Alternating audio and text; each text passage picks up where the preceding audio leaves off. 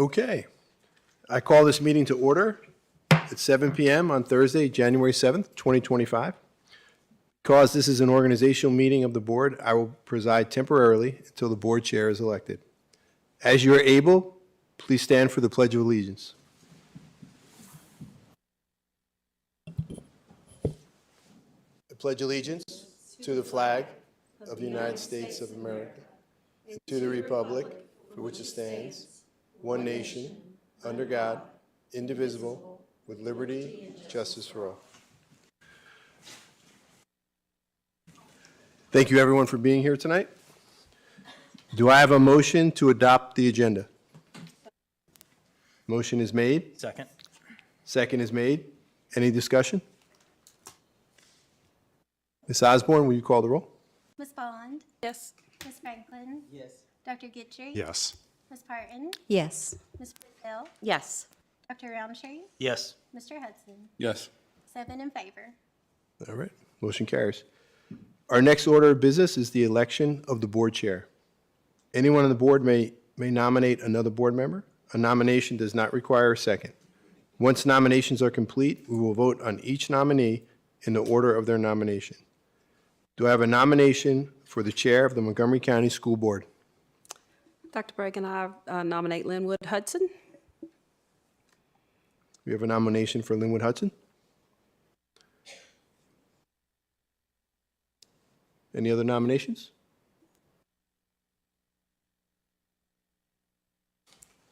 Seeing none? Nominations are closed. We will now vote on the nominee. Roll call for Linwood Hudson as board chair.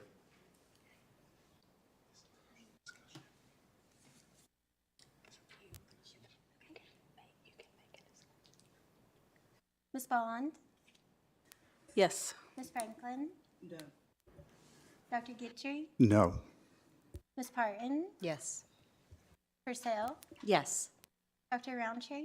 Yes. Mr. Hudson, do you vote for yourself? Yes. 5 in favor, 2 opposed. The motion carries, and Linwood Hudson is elected chair of the Montgomery County School Board for 2025.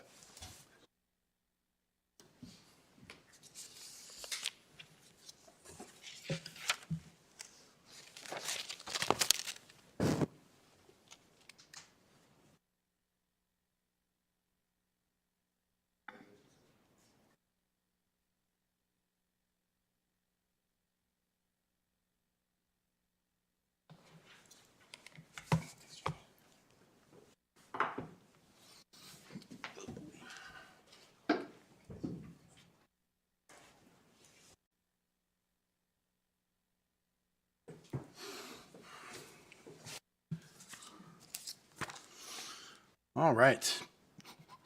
Thank you, everyone. Back in the hot seat. Next up, to continue the reorganization of the school board, we will elect a vice chair. As with the election of board chair, anyone on the board may nominate another board member. A nomination does not require a second. Once nominations are complete, we will vote on each nominee in the order of their nomination. Do I have a nomination for the vice chair of the Montgomery County School Board? I'd like to nominate Laura Purcell. Okay, we have a nomination for Laura Purcell as vice chair. Are there any other nominations?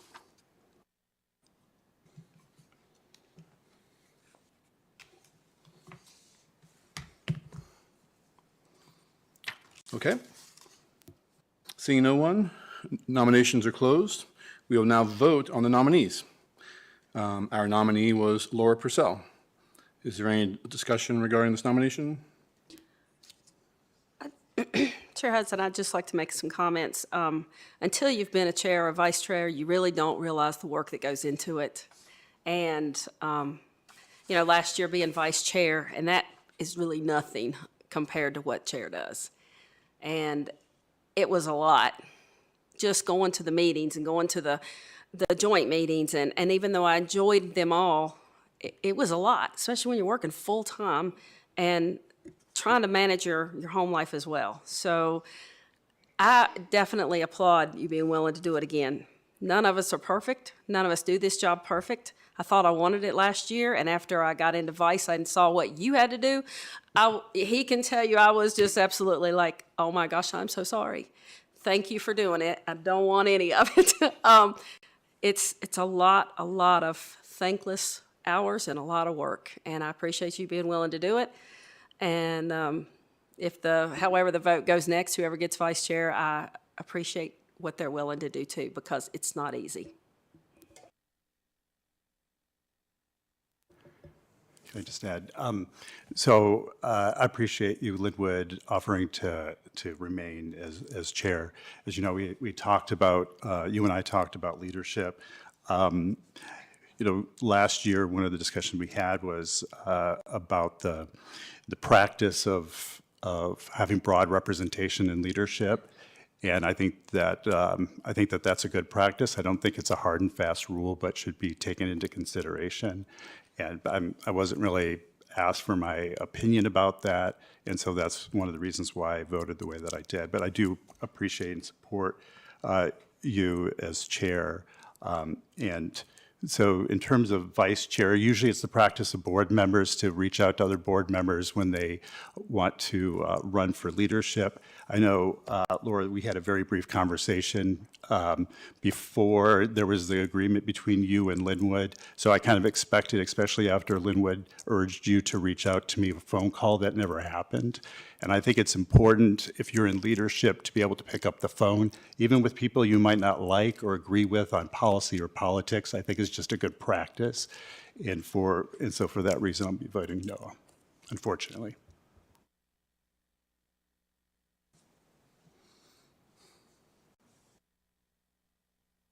Board, any other comments? I guess I'll just add, since there wasn't a comment period earlier, I definitely appreciate the votes for chair. Certainly, it was a lot of work last year, and but I really enjoyed the time to work with all of you, and I appreciate your support and the opportunity to continue to work with you as your chair.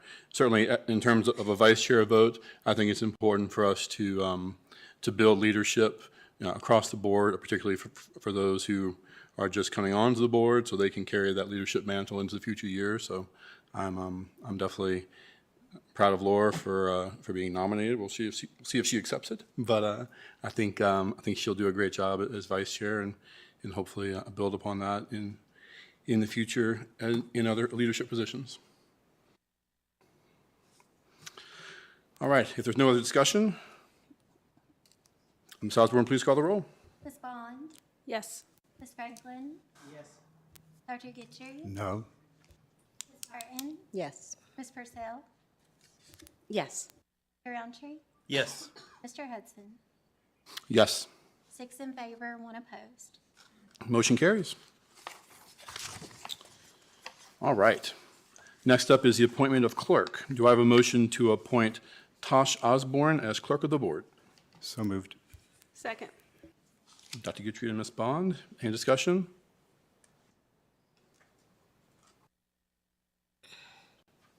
I'll just say, Tosh, you've done a great job for us all last year, and I'm certainly excited to work with you again this year. Thank you. Ms. Osborne, please call the roll. Ms. Bond? Yes. Ms. Franklin? Yes. Dr. Gitchery? Yes. Ms. Parton? Yes. Ms. Purcell? Yes. Dr. Roundtree? Yes. Mr. Hudson? Yes. 7 in favor. Motion carries. Do I have a motion to appoint Dr. Bernard Bragan as deputy clerk of the Montgomery County School Board? So moved. Second. Dr. Roundtree and Ms. Parton, any discussion? So, in the past, this position of deputy clerk has gone to another staff person. And I just think it's a bit much to ask the superintendent to be the superintendent and the deputy clerk of the board.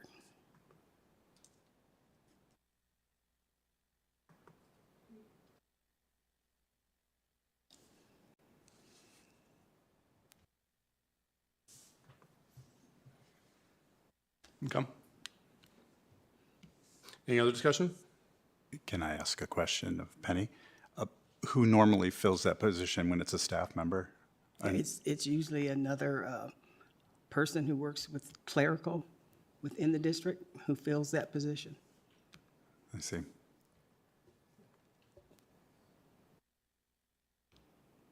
And I know when I first arrived, we had a kind of a deputy position in the communication office, and she had served in that role and would often be at the meetings too. We currently don't have someone in that capacity, but if the board desires, we would more than be willing to look at having someone in that role if you wanted to do that. And so last year, we were in the situation where we didn't have a board clerk Correct. in the position.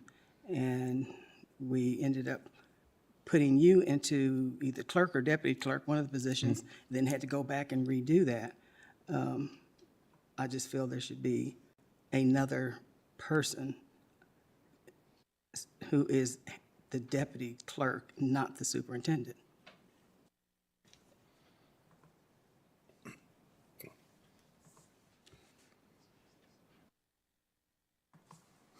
Okay. Appreciate that comment, I guess. We have a motion and a vote. We'll take the vote and see where we land, and if we need to revisit, we can. Any other discussion? Can I just ask one other question? Bernie, are you comfortable doing it, or would you rather that somebody else fill that position?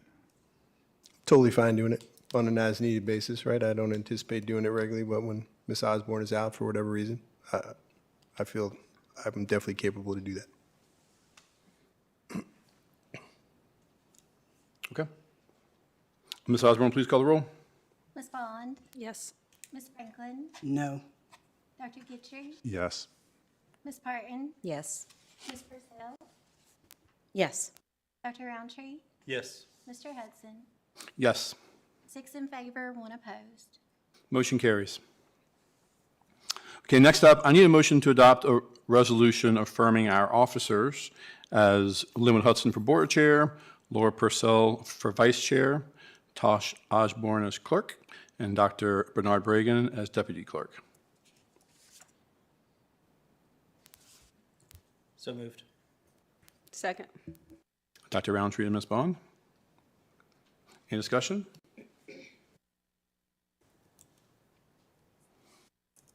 Ms. Osborne, please call the roll.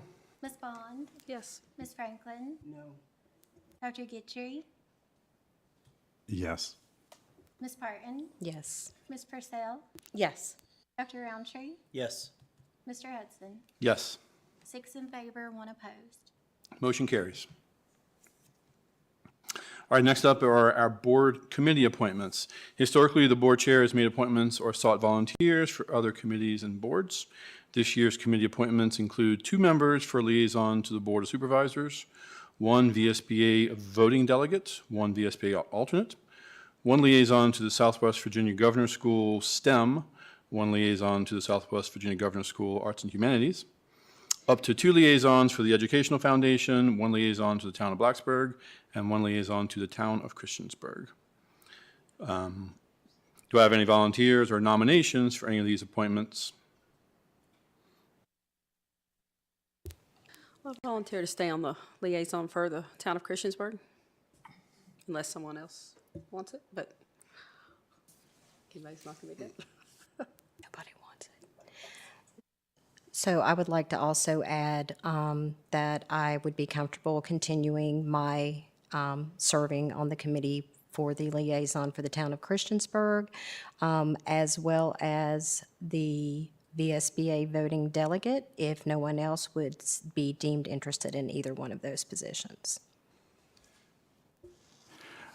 I'm interested in the position of the rep for the Southwestern Virginia Governor's School for the Arts and Humanities. I know that they're going to have 2 tracks, one history of their performing arts. I'm a historian, so that's in my wheelhouse and of interest to me.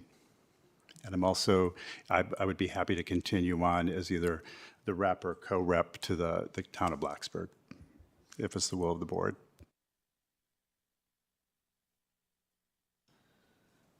I'm interested in staying on as the Montgomery County Educational Foundation rep, as well as the alternate for VSBA.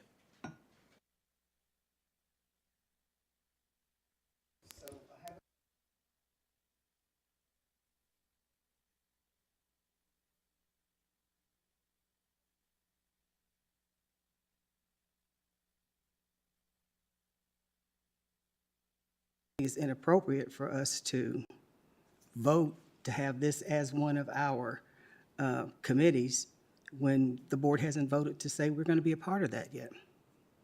We don't even have information about how it's supposed to work. If I could speak to that particular position, having served as the representative for this past year, it's actually the New River Governor's School hosted by Radford University. It's only a proposal, and it is going before committees in Richmond later this winter. So it's really not something that exists yet. I've really enjoyed my time serving on that, in that particular role, and I would like to continue with that, as well as with the Montgomery County Educational Foundation, but I would be happy to step back from the Town of Blacksburg liaison as vice chair. It seems like the Board of Supervisors liaisons are usually the vice chair and chair, so that would be another responsibility.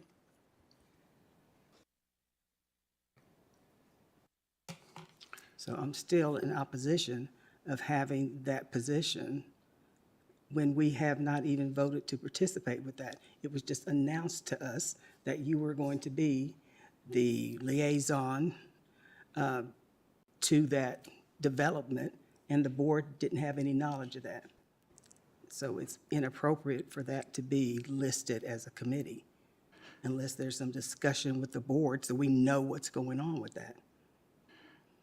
I think the thought was initially that this was just an idea that kind of germinated in a couple of superintendents. Then we got Radford involved and started exploring the possibility. When we started going down that road, we did ask for volunteers of our parent community, and we asked for some volunteers on the school board who would be interested. Laura did express an interest, and that's the only reason that she participated as a volunteer. And I think, and I don't want to speak for you, Ms. Purcell, but we thought rather than just because you volunteered in the initial planning stages, would then we automatically make you the committee person. That's why we brought it up. If the board's not comfortable voting on it now because there is not an official school yet that exists, I mean, I'm totally fine with that. We just didn't want anyone to feel slighted in that we just, because Laura volunteered, she was going to be a de facto member when and if it does get approved by the state. That was the idea behind it.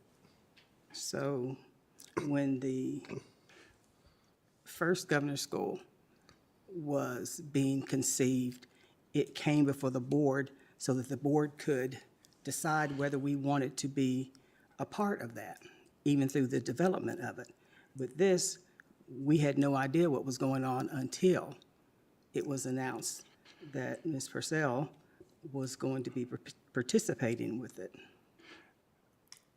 Linwood, can I make a request? One of the practices that we instituted last year was allowing each board member to respond or to ask questions before returning. And with all due respect, Penny, I would like for us to adhere to that so that everyone would have an opportunity to comment before we return to a board member. Well, great. That's up to the chair. And that's why I'm requesting it. Can you clarify what your ask is there? Well, rather than having a back and forth between the superintendent and a board member, if this is up for discussion, if this position is up for discussion, I think that all board members should be allowed to have a say. So I'm just asking if there's an opportunity for each board member to express their opinions on whether there should be a rep or not to an external body or potential body. That's what I'm thinking about as well. I mean, I understand Ms. Franklin's comments on that. I'm trying to decide if we want to pull that one out and have a separate conversation about it. So we can, as a board, learn more about the current state of that and vote whether we want to pursue that period before we actually nominate a representative for it. I don't think, with our current agenda, I don't think it necessarily allows us to vote to be a part of that or not and vote for a representative, right? Does that seem like a fair compromise across the board? When would be the next meeting that we would be expected to be at? Could we get this on the agenda for our meeting in 2 weeks, have that conversation? Okay. Okay, okay. So if it's the will of the board, I would recommend that we pull that one out of the list of the ones that we're going to vote for tonight, put it on an agenda to actually discuss our involvement in it, to Ms. Franklin's concern, have all the conversation we need to have, vote whether or not we want to be a part of it, and then vote on our representation if we choose to move forward. I'd appreciate that. And I'll just add, I don't have any recollection of being asked if I would like to volunteer. I was just told afterward that a board member had volunteered and an arrangement had been made. And it's my feeling that if the school board is being represented in another body, that it should be the will of the board that decides or affirms who should represent the school board rather than some arrangement that's been made. Thank you. Okay? So then, Ms. Franklin, does that alleviate your concerns? Yes. Okay, great. Okay, so we still have the Southwest Virginia Governor's School STEM, which I have been the representative of. I'm happy to continue to do that, but that's another opportunity for someone who wants to get involved in the Governor's School. And then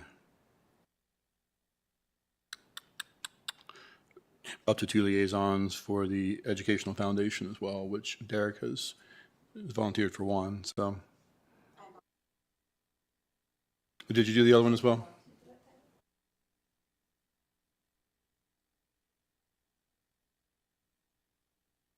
From our last MCPS meeting. Okay. And so just, so I guess, Ms. Purcell, just in terms of the current position, so the town of Blacksburg liaison, so Dr. Gitry said he's comfortable continuing with that. Are you also wanting to be a part of that or no? I'm happy to release that one. That's fine. Okay. All right, so in terms of the Southwest Virginia Governor's School STEM, was anybody else interested in that one before I write my name down? It's a beautiful drive down to Dublin. Linwood, I do want to make the comment to let the board be aware that I am still going to be, and very honored to be on the Juvenile Justice and Prevention Committee in Richmond for Governor Youngkin. So I will continue that this year as well. So I will be serving on that committee and doing some great things on there and bringing back information and possibly some ideas for grants and stuff for programs for us. So I just wanted to remind everyone of that as well. That's awesome. Thank you so much for doing that. All right, so let me read back through these and make sure I got them all right. And for Tosh to correct me if I get any of these wrong. So in terms of our Board of Supervisors liaison, that would be the chair and vice chair. So that's myself and Ms. Purcell. The VSBA, a voting delegate is Ms. Parton. The alternate is Dr. Roundtree.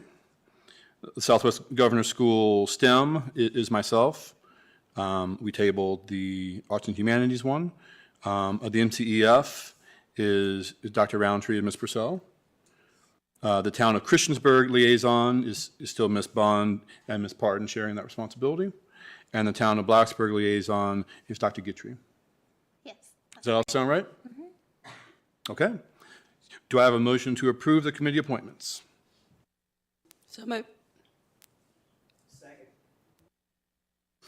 Ms. Bond and Ms. Franklin? Any other discussion? Ms. Osborne, please call the roll.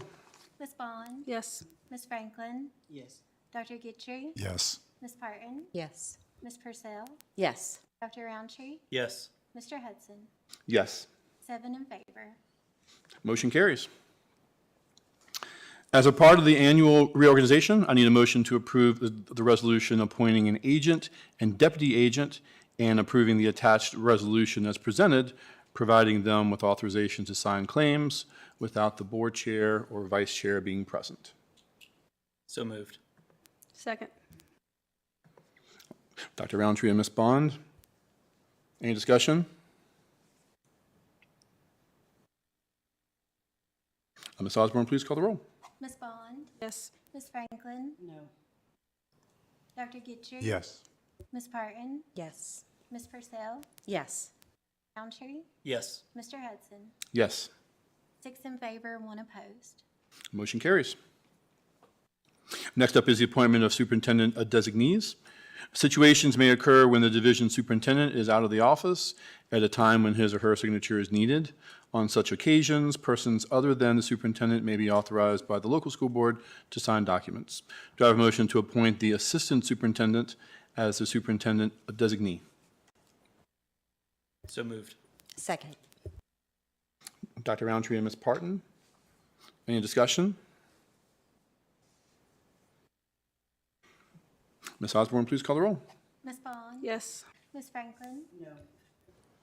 Dr. Gitchery? Yes. Ms. Parton? Yes. Ms. Purcell? Yes. Mr. Roundtree? Yes. Mr. Hudson? Yes. 6 in favor, 1 opposed. Motion carries. All right, our next item is to set the meeting dates, times, and locations for the year. The meeting calendar is provided in board docs. Do I have a motion to approve the 2025 meeting calendar as presented? So moved. Second. Ms. Bond and Dr. Roundtree. Any discussion? Do we want to schedule a retreat? We definitely do. The question would be, does the board want to try to check calendars and get that on our schedule for tonight? I think that'd be a great idea if we could do it. At least a ballpark. I agree.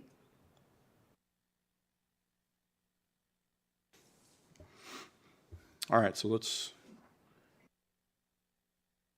contemplate that.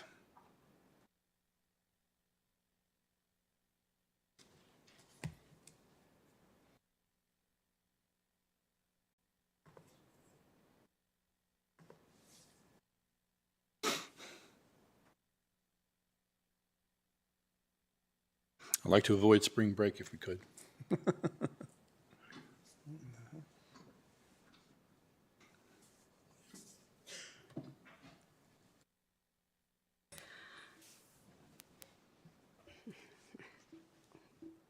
Just a discussion item. I know this is very important, and I think it's important for us to do it. But in regard to the fact that we've got seniors of the month tonight, I think this is going to be a long, nobody's going to agree, we can't agree on anything. I mean, as far as date-wise goes, everybody's busy.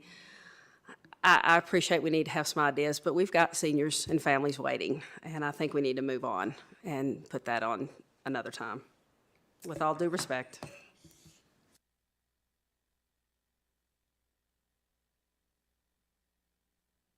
Yeah, sure. Can we ask the board clerk to perhaps identify several dates that would definitely work for Dr. Bragan and herself, and then we can be polled? Do a poll, yeah. It's a great next step. Why don't we throw out a month? Do we have a month to focus on? Yeah, just a month to I'm thinking focus on, and February. let's move forward. February? Gives us budgetary discussion time. Okay. It's a good start. Okay, board, any other comments?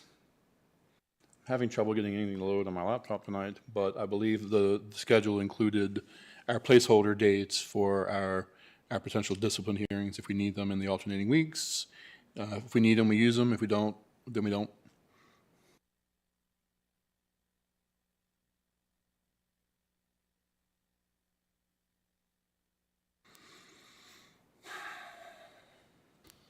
I think that's the plan, if we can accommodate that, so that we won't have added time to the board meetings, but sometimes situations dictate where we may have to, depending on the timing, right?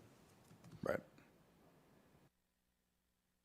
I'm not so in favor of having another meeting if we have 1 or 2 student matters. Quite frankly, we've never had to schedule extra meetings. It was so rare, it just would be never. And now it's become a part of every week. I'd love to not have as many discipline hearings, but Yeah, I'm in agreement with Ms. Franklin. If we have 1 or 2 disciplinary issues, we can handle those before a meeting. When we get up to 3 or 4, then it requires an additional meeting. No. And this gives us that flexibility, right? I mean, all we're really doing is penciling in those dates, right? It also gives Mr. Garrettson, I believe, a little more certainty in terms of when he might expect them. But I mean, I think part of the goal of this was to give us a little more certainty as well, right? So we weren't always having to start before 7. I know for some folks, getting here earlier is not always easy. So if we only did discipline hearings in those alternating weeks, it would be a much more exceptional reason why we might have to do a closed session beforehand, meeting with a lawyer, some other kind of special situation. So I think part of that was meant to address concerns just about the lengths of our meetings, right? Starting so early and ending so late. I just had that one of the reasons why this became an issue is to make sure that we're in compliance with Code of Virginia and how much time can lapse if somebody has disciplinary action. So correct me if I'm wrong, but that's one of the reasons why I know there was discussion of having a committee that deals with this, but that hasn't happened yet. Yeah, there's a 10-day requirement that our policy permits us to go outside of that, but there is the requirement and the expectation on the code. So we have had that little bit of a conflict at times. And the idea, I believe, was just to have this penciled in case you need it. Hopefully, we don't need it, but I know then if we know as a school board and as well as us as administration that if we do in fact need those meetings, it's going to be on a Tuesday, maybe we kind of lighten our schedule on the Tuesdays, because if we said, hey, board chair, we need to schedule this within the week, then it's kind of disrespectful to all you that you got to scramble and see if we can meet on a whatever, Wednesday or Thursday in the coming week. That was the idea. I agree with Ms. Franklin and the rest of y'all. Hopefully we don't need any of them, but I can't promise you that.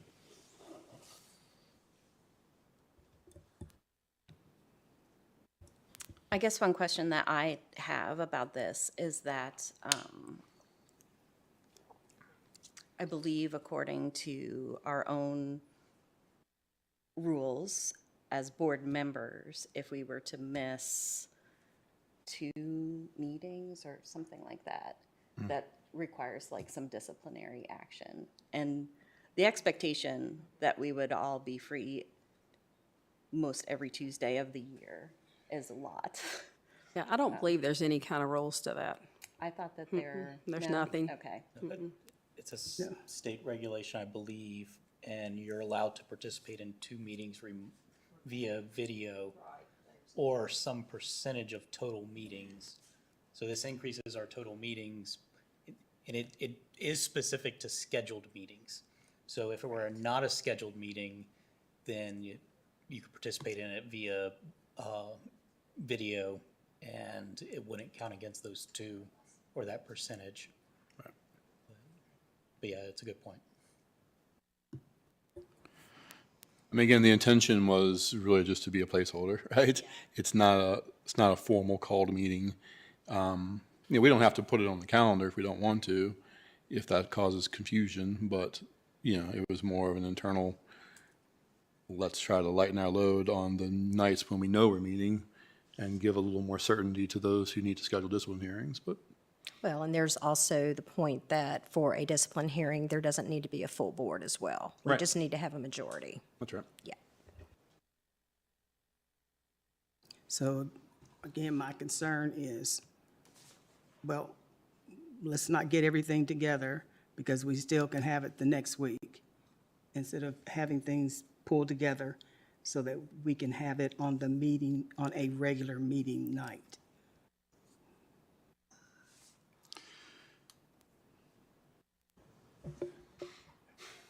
Okay.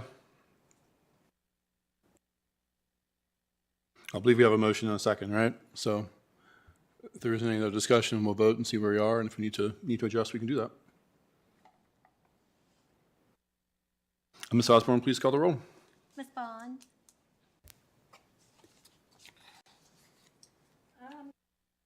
I'm going to vote no. I don't think I realized that it's every Tuesday in the month. I was thinking it was just 1 extra, but there's 2 extra. Ms. Franklin? No. Dr. Gitcher? I don't want to, but yes.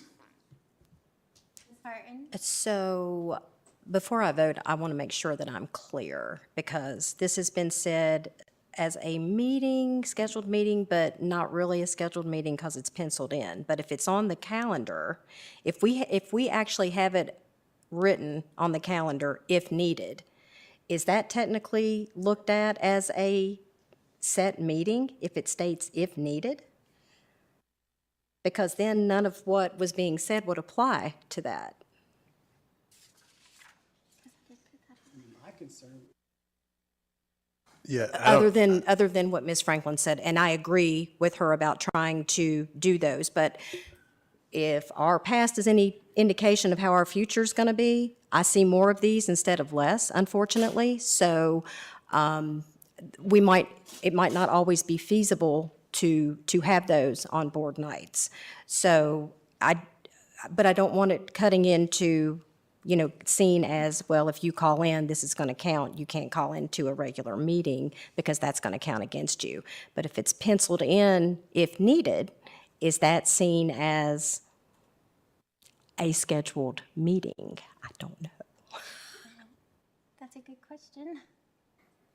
Other school boards do this, right? Like, we did the homework on this to see. That's why we went this way. But I don't know how those are treated. I mean, other special sessions.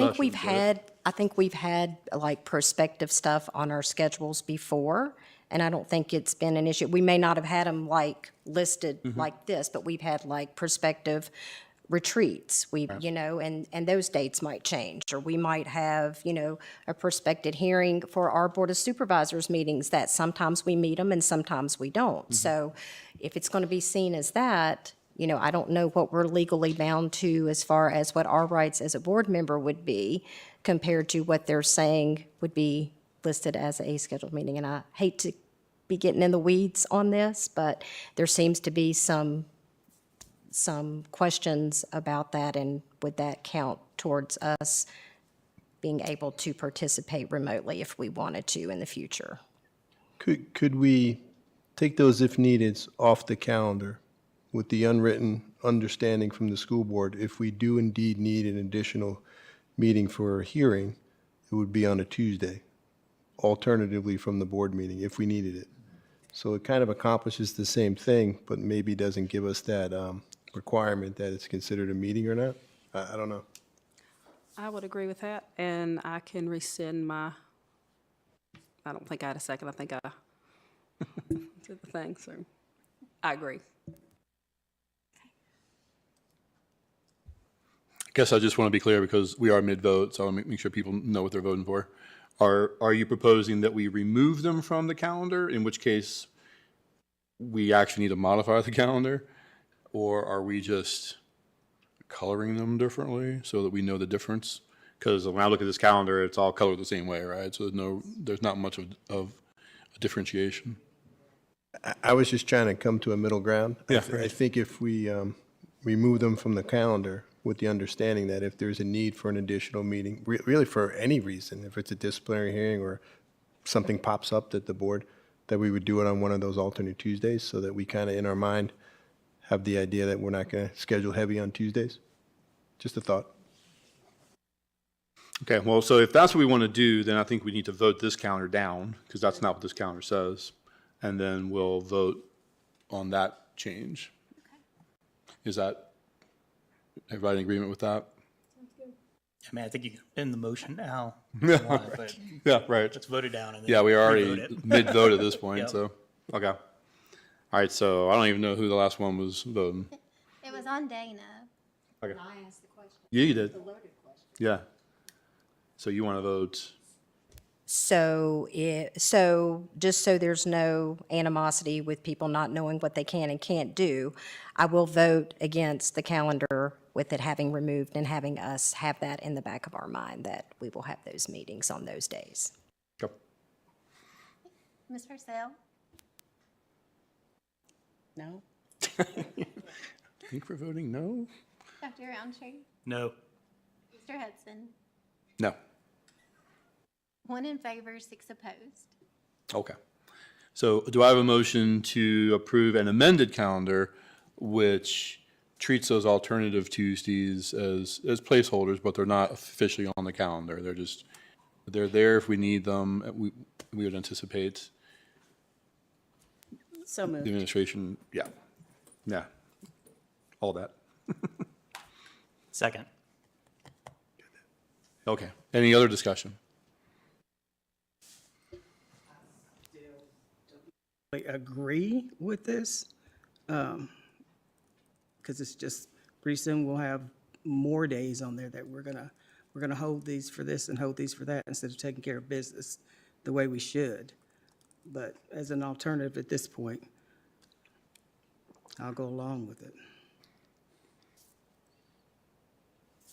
Okay. Ms. Osborne, please call the roll. Ms. Bond? Yes. Ms. Franklin? Yes. Dr. Gidget? Yes. Ms. Parton? Yes. Ms. Purcell? Yes. Dr. Roundtree? Yes. Mr. Hudson? Yes.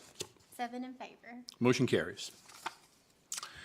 Next up is the adoption of the hiring practices resolution. The hiring practices resolution has been adopted annually since 1992. Do I have a motion to reaffirm the hiring practices resolution? So moved. Second. Dr. Roundtree and Ms. Purcell. Any discussion?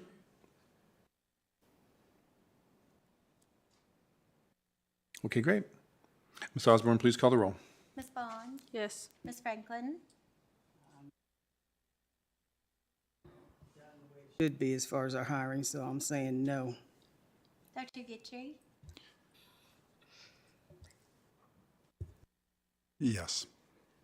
Ms. Parton? Yes. Ms. Purcell? Yes. Dr. Roundtree? Yes. Mr. Hudson? Yes. 6 in favor, 1 opposed. Motion carries. Annually, the school board revisits the board procedure, standards of conduct, and code of ethics, as noted in policy 1-1.6 and 1-1.7. Do I have a motion to reaffirm this policy? So moved. Second. Dr. Roundtree and Ms. Bond, any discussion?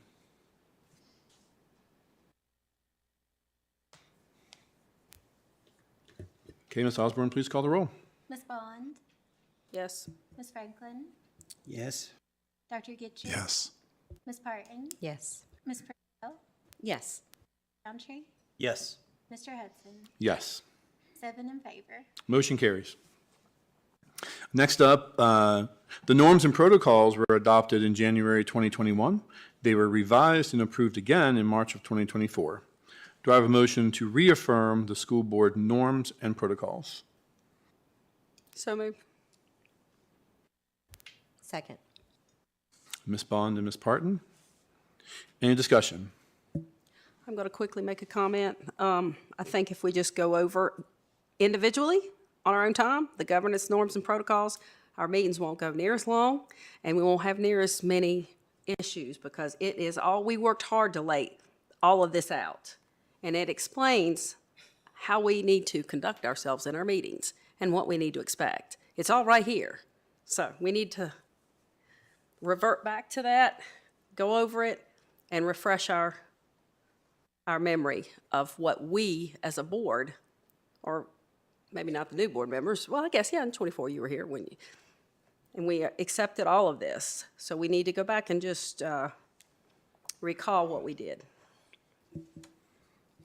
So, the last point here, we discussed during our retreat last year that the chair would go around in an ordered fashion and give each member of the school board a chance to talk prior to another member having a second chance to talk, or third chance, so forth.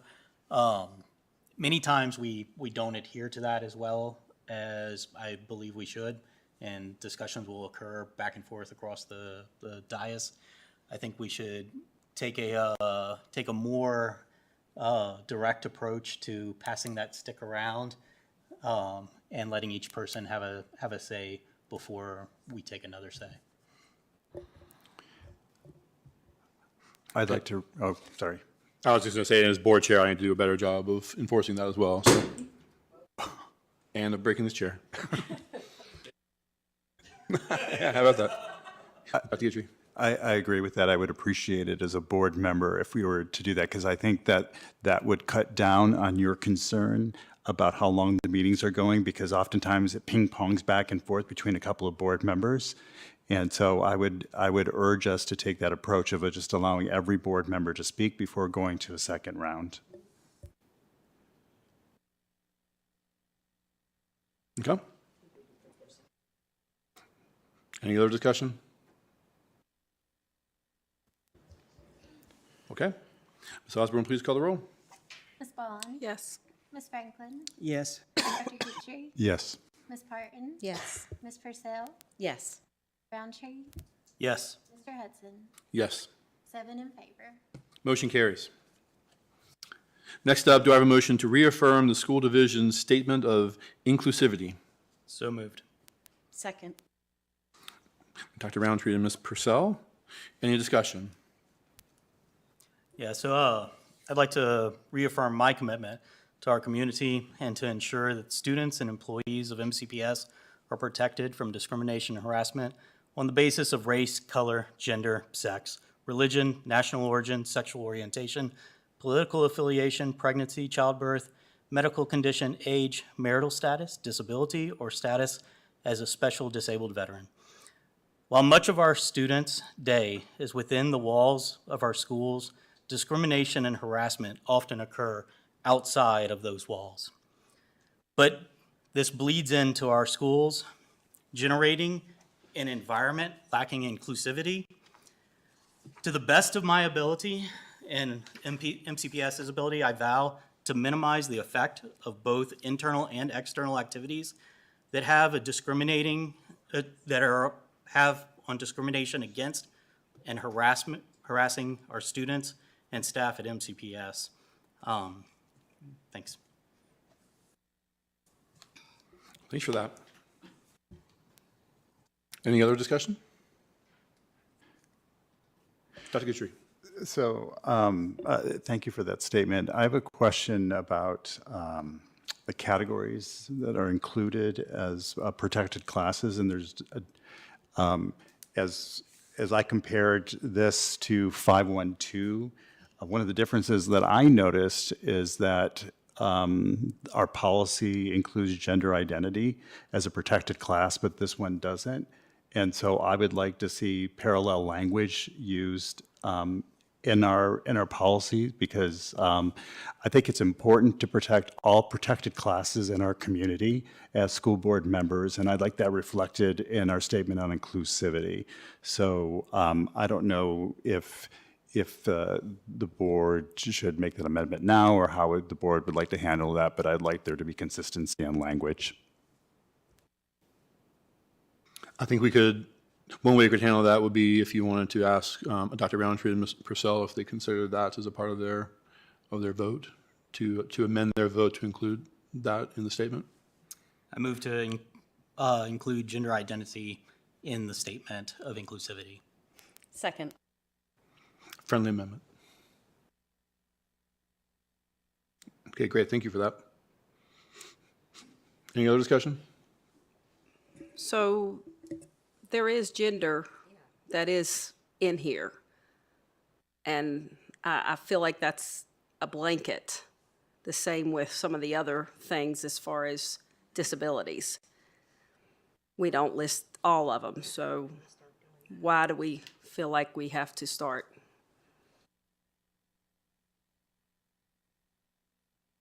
I don't want to put words in Dr. Guthrie's mouth, but I think it was more about consistency between two policies, right? We already have gender identity as a part of our policy, right?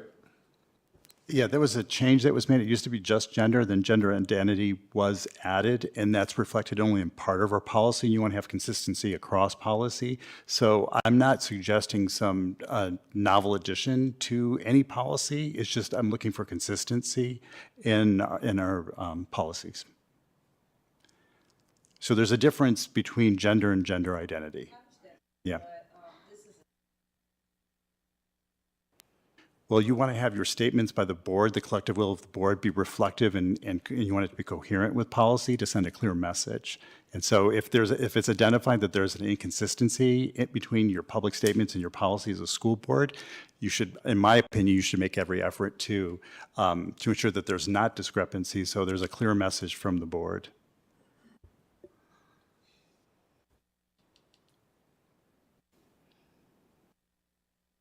So for instance, if this didn't include something like national origin, for instance, and our other statements did, you would want that to be consistent, right? I mean, that's a fair ask. Correct, and I think in our particular political environment, that if this is our policy, that we recognize gender identity as a protected class, that there shouldn't be opposition unless the will of the board is to change on that. But unless that's the suggestion being made here. I don't think that's the suggestion being made, that we're eliminating that from a protected class. But there shouldn't be any resistance to, I feel like if that is a protected class, to affirm it across our public statements and policy. And as I understand it, we're also just literally being accurate for the language that is in 5-1.2, reflecting it in this, which is important. Okay, board, any other discussion? Okay, great. Ms. Osborne, please call the roll. Ms. Bond, Yes. Ms. Franklin, Yes. Dr. Gitcher, Yes. Ms. Parton, Yes. Ms. Purcell, Yes. Roundtree, Yes. Mr. Hudson, Yes. 7 in favor. Motion carries. Do I have a motion to approve a resolution granting authority to the division superintendent to authorize settlements of claims against the school board? So moved. Second. Dr. Roundtree and Ms. Parton, any discussion? Ms. Osborne, please call the roll. Ms. Bond, Yes. Ms. Franklin, Yes. Dr. Gitcher, Yes. Ms. Parton, Yes. Ms. Purcell, Yes. Dr. Roundtree, Yes. Mr. Hudson, Yes. 7 in favor. Motion carries. And lastly, the MCPS policy manual is available on the MCPS website at www.mcps.org. Printed copies are also available to citizens as needed by contacting the clerk of the board. All right. Well, thank you, everyone, for allowing us to go through our organizational portion of our meeting tonight. I know that was a lot to listen to, but we are finally up to our honors, awards, and recognitions. Our student representatives tonight are Asia McCone from Eastern Montgomery High School and Disha Atalaja from Christiansburg High School. Will you please read our mission and belief statements? MCPS is an innovative educational community. We value diversity and we are committed to equity and inclusion. MCPS empowers learners to realize success in an ever-changing global society through collaboration with communities, families, staff, and students. MCPS provides a safe, engaging learning environment and intentional exposure to positive social, emotional, and academic experiences. All students can learn in order to pursue their dreams. Schools are safe places of joy, wonder, and creativity. Every person deserves to be loved, valued, and respected. Kindness is an essential skill of a responsible, productive community member. The diversity of our community is one of our greatest strengths. All people deserve equitable access to opportunities and resources. Every child deserves an advocate. Honoring the voices of students and other stakeholders strengthens the school community. The open conversation and feedback are vital to our growth. Learning and teaching are collective efforts that began at birth and involve the entire community. Relationship building and high expectations are foundational to student success. Okay, great. Thank you both. Our next item of business is the student representative reports. Asia, do you have a report from Eastern Montgomery High School? I do. Good evening. Eastern Montgomery has had some major achievements leading up to and over the break. We began break with the completion of a great first semester. For starters, our SOL testing was exceptional this first semester. We had over a 90% pass rate for science and a 100% pass rate for math. A few days before our SOL testing, we had an assembly that touched base on the dangers of trafficking brought to us by the Blacksburg Rotary Club, which included members of law enforcement, including the FBI. The Rotary Club also hosted a conference at the Virginia Tech Inn, where 2 students from our Interact Club got to work with other Interact organizations throughout the region. They got to participate in making food boxes for those in need in a foreign country. They made over 10,000 food boxes in just a little over an hour. They also learned new skills that can be brought back to their club and impact their community. On a sadder note, Eastmont got to say goodbye to their favorite resource officer, Deputy Underwood. Eastmont students and faculty wished her a happy retirement after her 25 years of service, 14 of those being at EMHS. Our winter sports have also been staying diligent throughout the break, training hard and accommodating with the weather every day. Boys and girls basketball has been doing well, along with our lovely cheerleaders bringing the energy and positive spirit to each and every home game. Our indoor track team has had 2 meets now, where they have already had a few individuals qualify for states, made some amazing school records, and have won multiple races and events. Almost 40% of our student body is participating in a winter sport, and 45 of those individuals are part of our indoor track team. On another note, Eastern Montgomery and our Beta Club hosted an Angel Tree fundraiser, which was a great success. We helped support those families in need during the holiday season. We have many events coming up like basketball games, more indoor meets, Scholastic Bowl and MAC tournaments, and so much more. Eastern Montgomery staff and students are ready to get back into the classroom and begin this second semester strong. Thank you. Great, thank you, Asia. Disha, do you have a report from Christiansburg High School? I do. Good evening. Since our last school board meeting update, CHS has had some exciting events take place to finish out the first semester, and we are already looking forward to what 2025 will bring. CHS is placing a strong emphasis on driving down their chronic absenteeism rates, which is currently lower than where we were at 1 year ago today. CHS has utilized the all-in tutoring program greatly during the fall semester, having a total of nearly 50 individuals sign up and attending to receive additional support in their English and math classes. The CHS band received a superior rating at their final competition of the year. CHS had a goal of collecting 50 Thanksgiving baskets for families in the Christiansburg Strand. If they did so, Mr. Gwen agreed to dye his hair blue. CHS eclipsed their goal and collected over 75 Thanksgiving baskets through the Beta Club. Mr. Gwen not only dyed his hair blue, but also bleached his beard to give a navy blue and gold effect. CHS hosted its first annual multicultural night and celebrated various cultures that included Vietnam, Colombia, Mexico, Egypt, Honduras, and El Salvador. The event was called A Night with Dragons, as that was one of the themes that all cultures celebrated and utilized. The CHS Music Department celebrated and hosted their 25th annual breakfast with Santa in early December. It was the highest turnout CHS has ever had for this event. CHS's one-act team finished just 1 point away from qualifying for the state championship this past November. And to conclude, our fall and winter athletics team have had some notable performances that include the CHS volleyball team hosted its first ever Class 3 state semifinal volleyball game in school history. They also finished with 2 individuals on the Class 3 all-state team. Their head coach, Morgan Taylor, was named Times Lind Coach of the Year. CHS also assisted in hosting the Class 1, 2, and 3 cross-country state championship at Virginia Tech. The cross-country team ended the season with one of its boys runners being named to the Class 3 all-state cross-country team. CHS girls basketball team is off to a great start with a 7-1 record, and the boys team has also had a great start and is playing well with the young squad. The CHS swim and dive team has had strong showings at the Southwest Invitational, held at the Christiansburg Aquatic Center. The girls team finished 8th out of 35 teams, and the boys team finished 4th out of 31 teams. The CHS wrestling team has grown exponentially in numbers and has competed well at their matches so far this season. They will be hosting the Big Blue later this month on January 17th and 18th. And lastly, the boys and girls indoor track and field team has had some outstanding and dominating performances to start the season.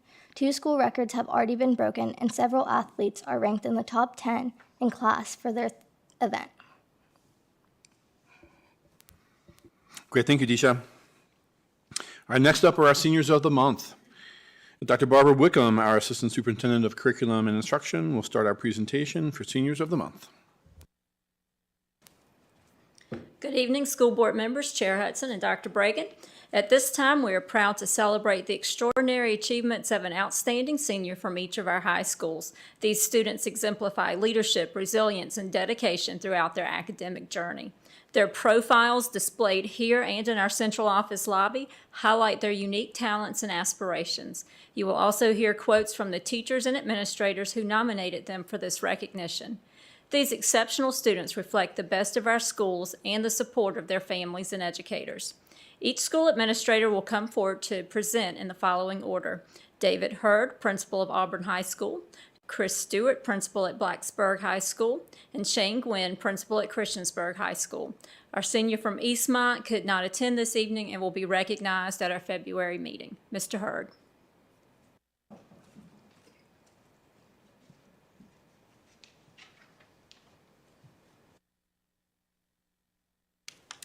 Good evening, Chair Hudson. Excuse me. Good evening, Chair. Excuse me, I'm choked up. Good evening, Chair Hudson, members of the board, Dr. Bragan, Ms. Osborne. The January Senior of the Month for Auburn High School is Natalie Aguilar Laura. If I could ask her and her family to join me at the podium.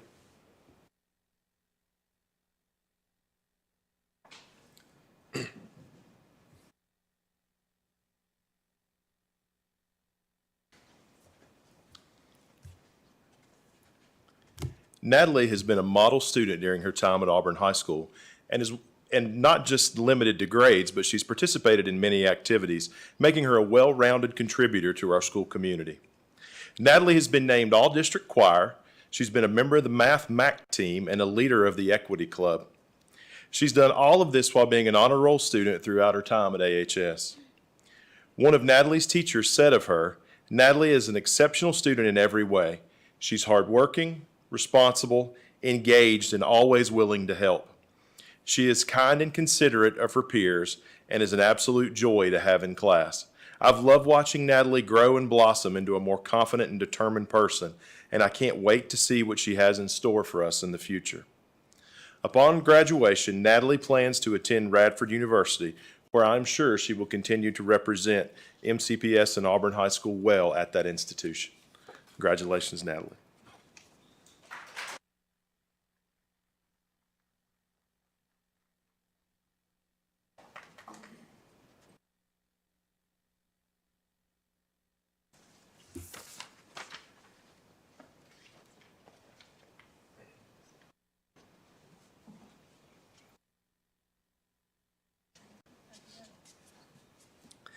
Good evening, members of the board, Dr. Bragan. It is my privilege to present to you the Blacksburg High School Senior of the Month. Tonight, I'd like to recognize Thomas Repaz as the January Senior of the Month at Blacksburg High School. I'd like to invite Thomas and his family to come up and join, please.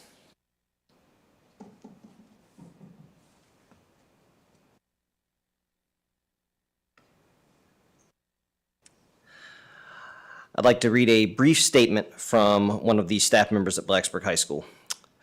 When I think of extraordinary English scholars, I immediately think of Thomas Repaz. Thomas is a voracious reader and is always eager to discuss the latest book he is reading. Last year, he was a journalism staff member, and this year, he is an editor responsible for all the written content, as well as updating and developing the Bruin Bulletin website. He challenges himself by taking upper-level English courses where he is actively engaged and possesses a mature insight into the literature. Thomas serves as a role model for his peers, consistently working with dedication and focus. Congratulations, Thomas.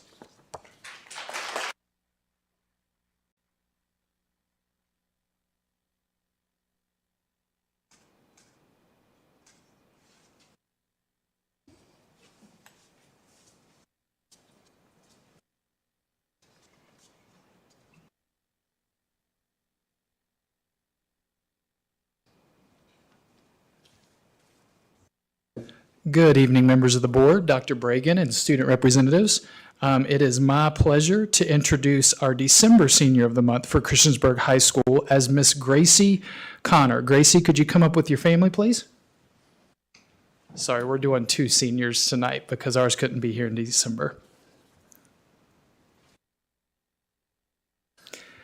When asking one of her teachers to describe Gracie, they said, "Gracie is an outstanding student with an infectiously positive personality.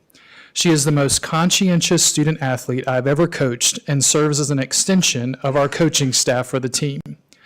More important than those aspects, though, is Gracie's empathy toward all of her teammates and classmates. Gracie has successfully balanced a demanding extracurricular schedule while excelling in advanced courses. As the president of the Key Club and an active member of the Beta Club at CHS, she dedicates significant time to volunteer in work and community service on a regular basis. I've watched Gracie grow into a strong and driven student who embodies the 3 core values of CHS: respectful, responsible, and connected. Gracie not only shines through her academics with her impressive work ethic and outstanding GPA, but also her kind heart and willingness to help others speaks volumes to who she is as a person. She is always the first student to step up when it comes to helping her peers, volunteering for community service, or serving as a committee representative. I know that Gracie will change the world. Gracie plans to attend a 4-year university and then obtain her master's degree after graduation. Congratulations, Gracie.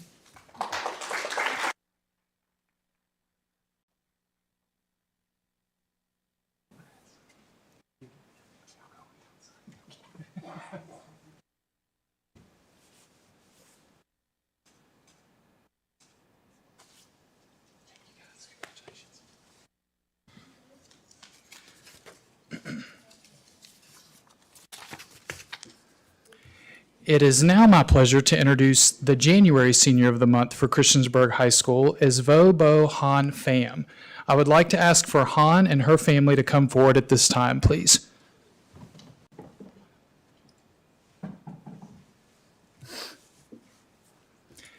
When asking one of her teachers to describe Han, they said, "What many individuals may not understand about Han is that she is an individual who entered Christiansburg High School in February 2023 from Vietnam with no experience or immersion in the American culture or English language. Despite this huge obstacle as a 17-year-old student, Han did not allow this to affect or deter her from her path. She took on every opportunity to learn, grow, and overcome the insurmountable obstacle in front of her. Han goes above and beyond to help others in any way she can. Whether she is showing a new student around the school or helping decorate for Multicultural Night, Han gives more than 100% to the task at hand. She meets unkindness with grace and dignity and meets any obstacle with determination and positivity. Academically, she excels in spite of, or perhaps because of, being an English learner, as she is determined to succeed and show others that they can too. As we met to discuss her award for tonight, she expressed such humbleness and grace, with her biggest worry being, will I have to speak to everyone? So it is with great pleasure and pride to announce Han as our January Senior of the Month. Han plans to attend NRCC using the ACE Scholarship and then transfer to Virginia Tech to study business. Congratulations, Han.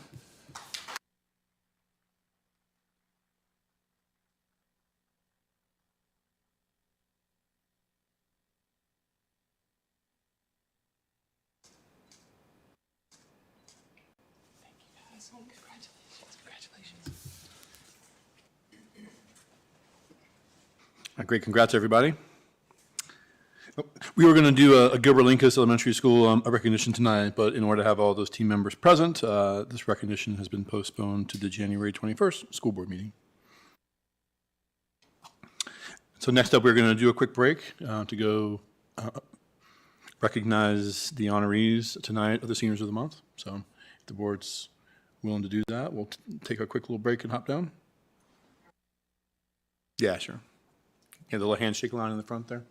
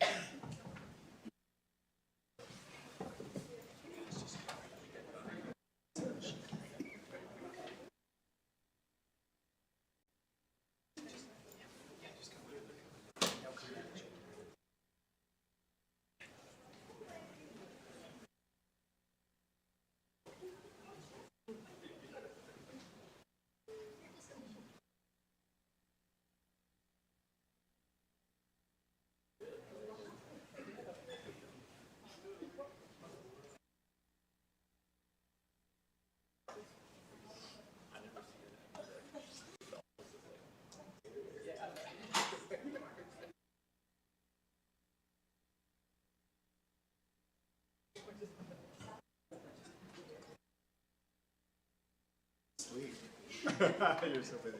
Congratulations. And you too, my goodness. These are so busy. Congratulations. Congratulations. Hey, congratulations. Great job. Congratulations. Great job. Congratulations. Great job. Congratulations. Congratulations. I want to say that. Congratulations, Lily. I'm so proud of you. Why you got that stress? Looking great. I know, we just said that. Best wishes.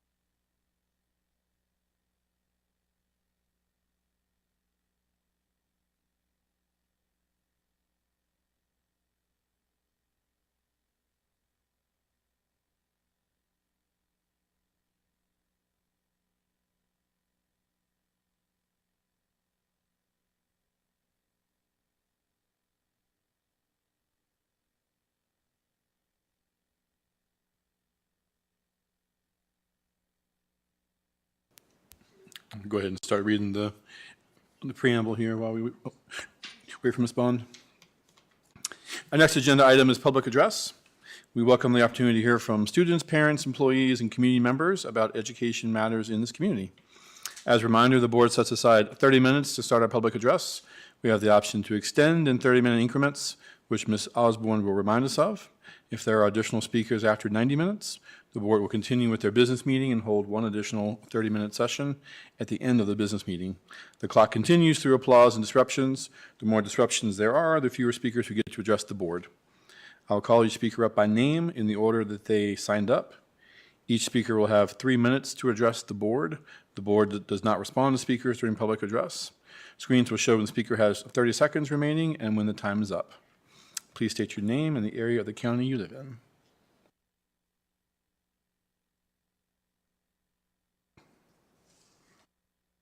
Where's Ms. Bond?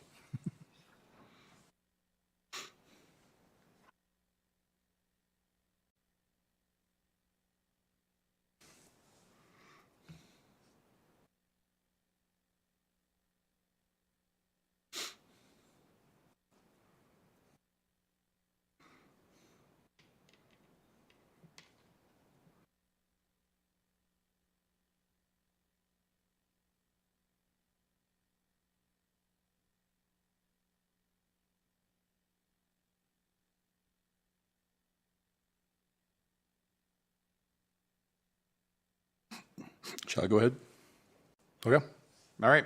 Our first speaker is Danielle Thompson, followed by Christopher King. Do we have a Danielle Thompson tonight? Okay. Do we have Christopher King?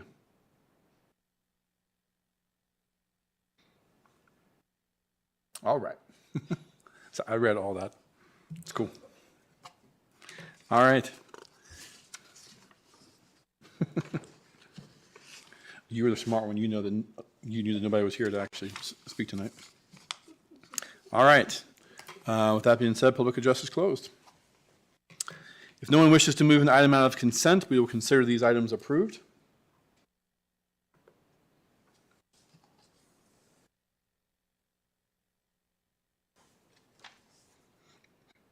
Okay, great. Do I have a motion to acknowledge receipt of the financial summary report for November 2024? Second. Ms. Franklin and Dr. Roundtree, any discussion? Ms. Osborne, please call the roll. Ms. Bond? Yes. Ms. Franklin? Yes. Dr. Gitcher? Yes. Ms. Parton? Yes. Ms. Purcell? Yes. Dr. Roundtree? Yes. Mr. Hudson? Yes. 7 in favor. Motion carries. Do I have a motion to approve the payment of bills as presented? So moved. Second. Ms. Bond and Dr. Roundtree, any discussion? Ms. Osborne, please call the roll. Ms. Bond? Yes. Ms. Franklin? Yes. Dr. Gitcher? Yes. Ms. Parton? Yes. Ms. Purcell? Yes. Roundtree? Yes. Mr. Hudson? Yes. 7 in favor. Motion carries. Now we're up to our business meeting. We will begin with the report from the superintendent. Dr. Bragan. Thank you, Chair Hudson. First, I just want to say Happy New Year to everybody. And then congratulations to our newly elected board chair and vice chair. I look forward to working closely with both of you in the upcoming school year, that's school year. On a weather-related issue, due to the extreme cold and still having some icy roads on our side roads, we're going to operate it with a 2-hour delay. Hopefully that message went out a short while ago. Please take this added time to make sure everybody stays safe on their way to school.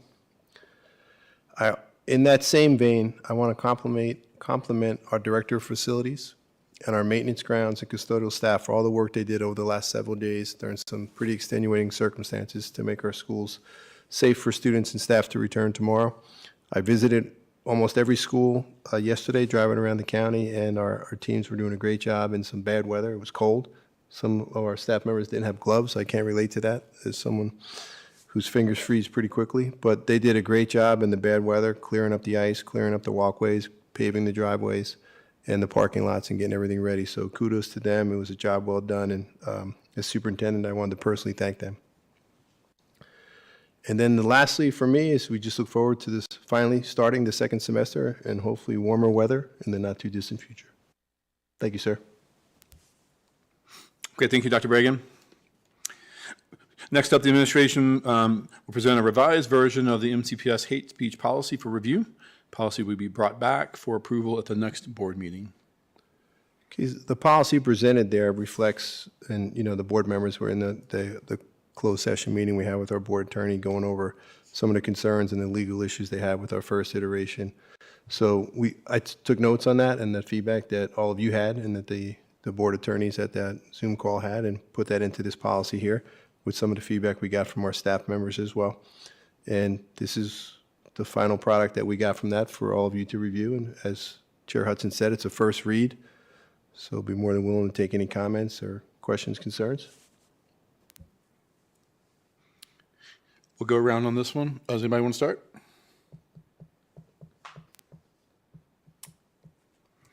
Ms. Purcell? Thank you for your ongoing work on this, Dr. Bragan. I'm really excited that this is something that it's been worked on diligently for several months. I appreciate Ms. Franklin's initiation of it, and I think it will help reaffirm some of the commitment that we have to inclusivity that we discussed earlier in this meeting. I do have one concern in the definition with the text that's in the parentheses. When we were consulting with the attorney, kind of had a back and forth about using specifics, like having an exhaustive list of particular words and things like that. And I would suggest striking that information that is in the parentheses. I think that the definition is sufficient to cover what it needs to. So that would be my, an edit that I would suggest. I'll move on to someone else. Dr. Roundtree? Yeah, so I agree. My understanding from the attorneys and also at the Virginia School Board Association meeting, sitting in on a hate speech section there, is that having a list of terms is ill-advised due to the fact that it is not, it doesn't take care, or it doesn't cover all terms, and therefore people can think that those are the terms that are specific to the policy. Can't list all those words. Additionally,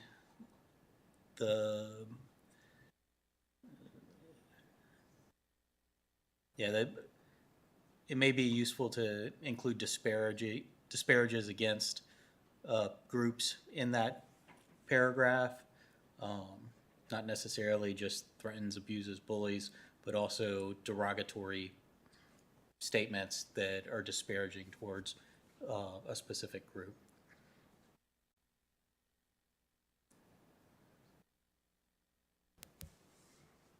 Okay, thank you.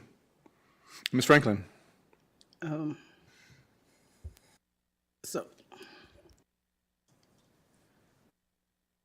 with the conversation with the attorney, I can understand why you don't want to create a list in the policy.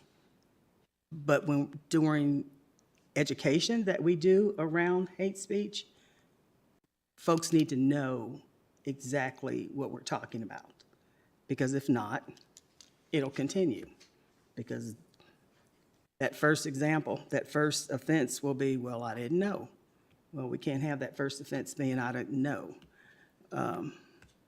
So we may not put it in print here, but there needs to be conversation with our students and our staff about what exactly we're talking about here. And I agree with Dr. Roundtree's additions.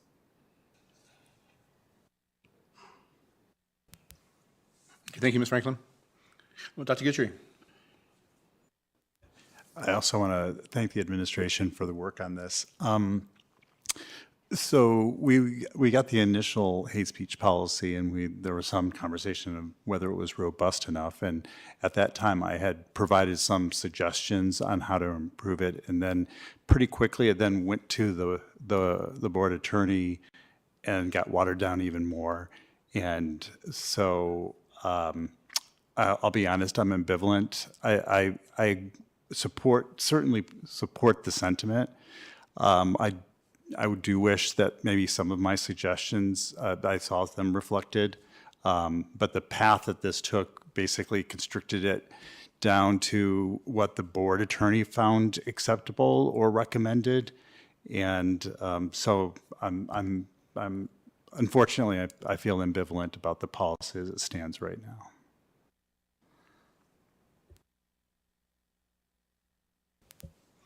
Ms. Varden. So where this policy is concerned, as well as all of our other policies, a policy is only good if acted upon. We can have words written down on any policy, and that's good and fine. But unless we act upon it and it's administrated and things are done about it, it doesn't really matter. So a couple of things that I had made a couple notes about in this one particular, and this is just solely my opinion. I think the definition should read that it is intended to threaten, abuse, etc. I don't think it's actually stated is intended to. I think it's listed as something other than that nature. That's just something that I think should be looked at. Another thing, I think the board as a whole, we had talked about, I don't know if we technically all agreed on it, but I know there were several in favor. And it kind of coincides with what Ms. Franklin is saying, is that if we're going to have a policy, we need to be direct and let them know exactly what we mean and be specific. So there's no room for any, well, I didn't realize or I didn't know and that type of thing. I think there was some conversation around the fact that if there were to be false accusations made or a report made, that there would be some type of consequence to that. I don't see anything of a false accusation listed in here. I can see that possibly happening. So there should be, in my opinion, if that is deemed to be true, I think there should be consequences for technically that's considered breaking a policy to me in the sense that, it was false. So I think there needs to be listed some type of false accusation, and as this is already listed in our sexual harassment policy, but it needs to be taken that we're going to handle that as serious, as someone who would say that to begin with. So if you're going to falsely accuse, that's going to be handled just as seriously as it would be as if that had happened, if you had actually done it. So I think we need to touch base on that.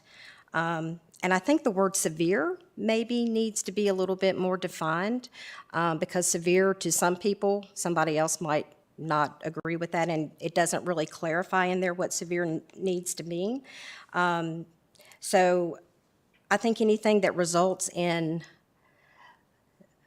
what we have listed here, as well as what I'm kind of concerned about is our kind of ongoing issue with our assault, retaliation, and violence in our schools.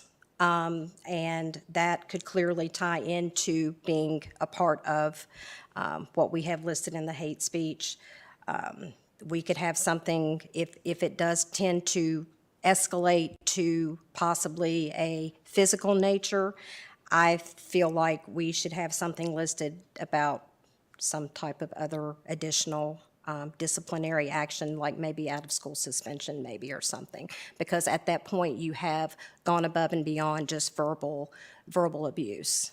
You've taken it to another level. So that's just a couple things that I kind of made notes on when I was reading over it. And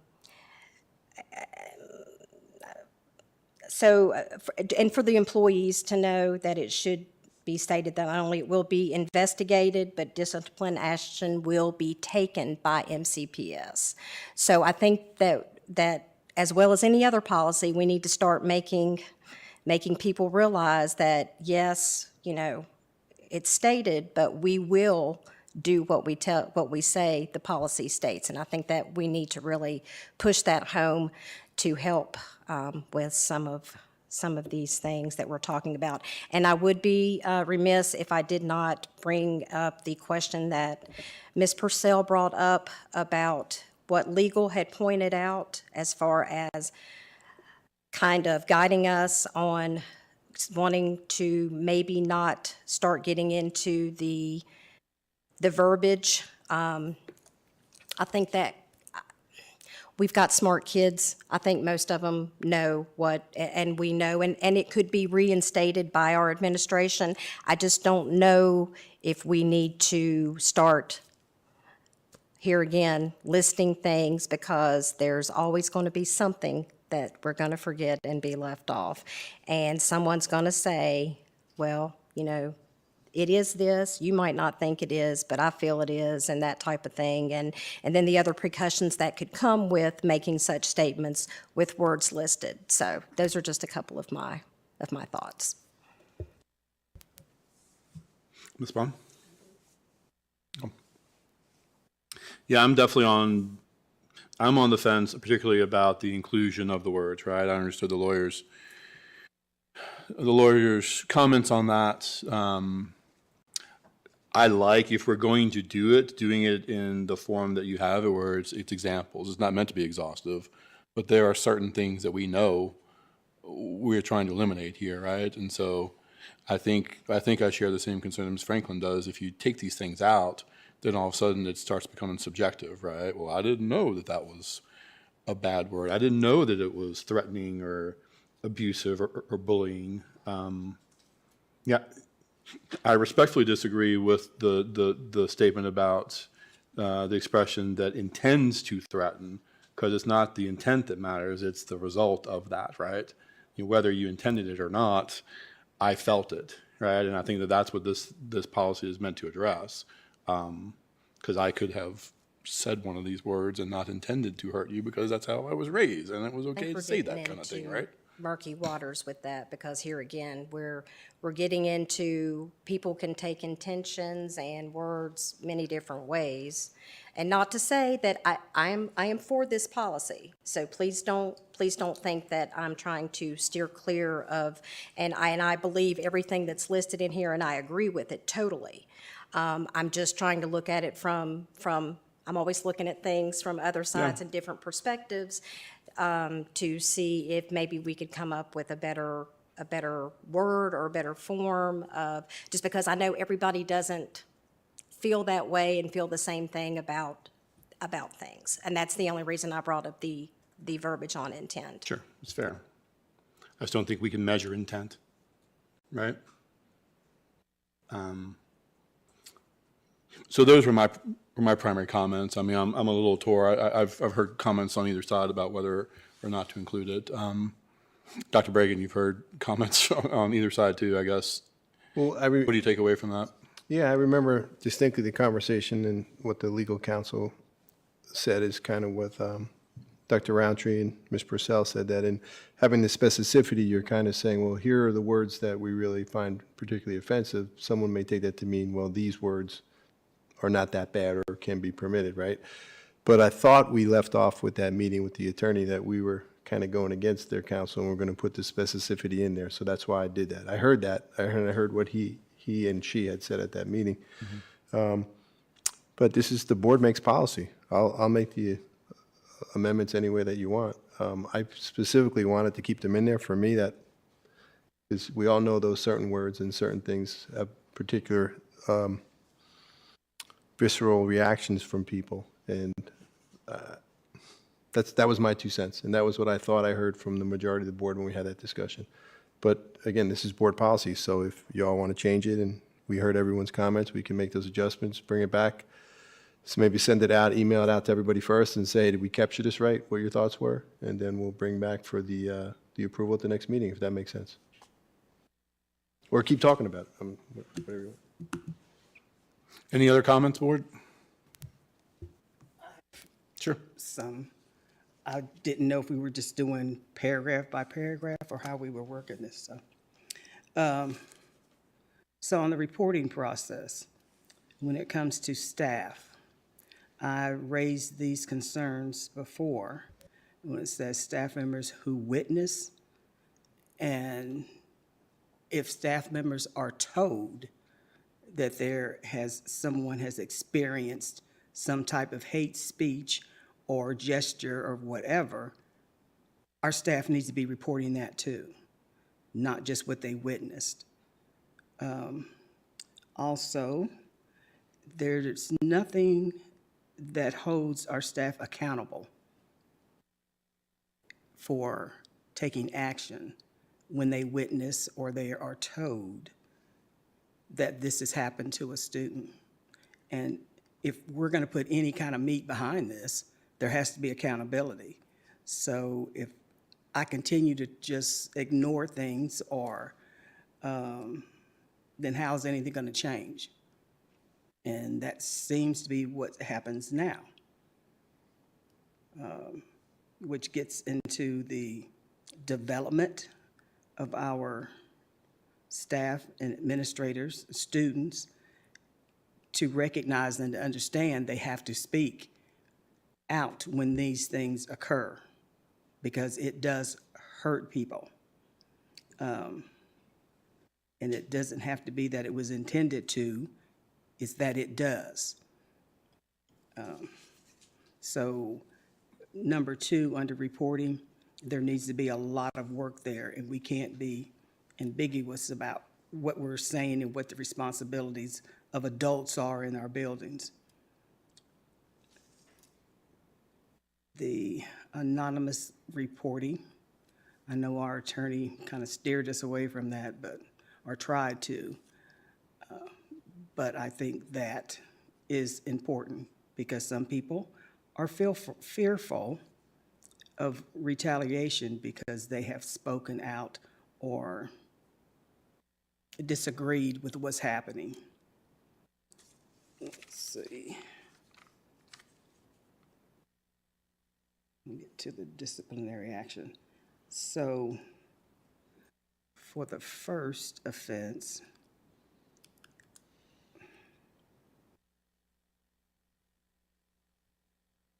let me get these notes right. The elementary. So when there's a verbal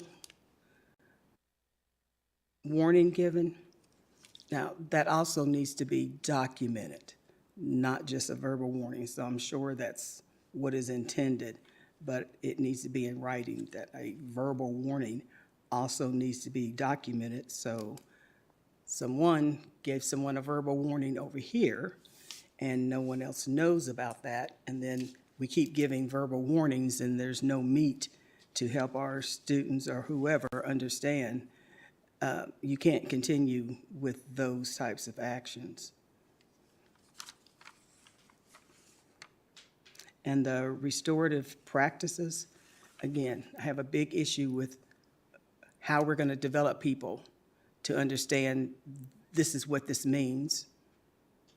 It cannot be just 1 or 2 people in the building. This has to become a culture of this is how we do things, this is how things are handled consistently across the district, and not, well, over here, we do it this way, over here, we don't think that's such a bad thing. No, we need to be consistent with whatever we're doing with this, which is the right thing.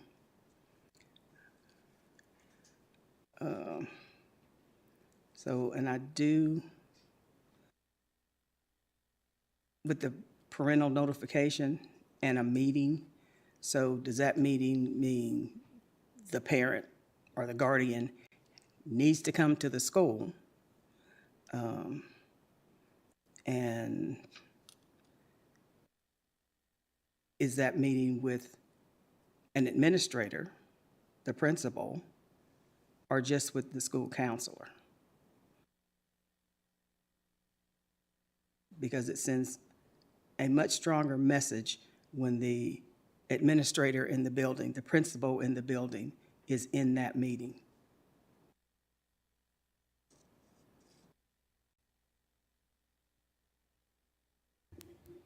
So again, for me, the biggest thing is, how is this going to be communicated? Who is going to be responsible for making sure what's happening across the district?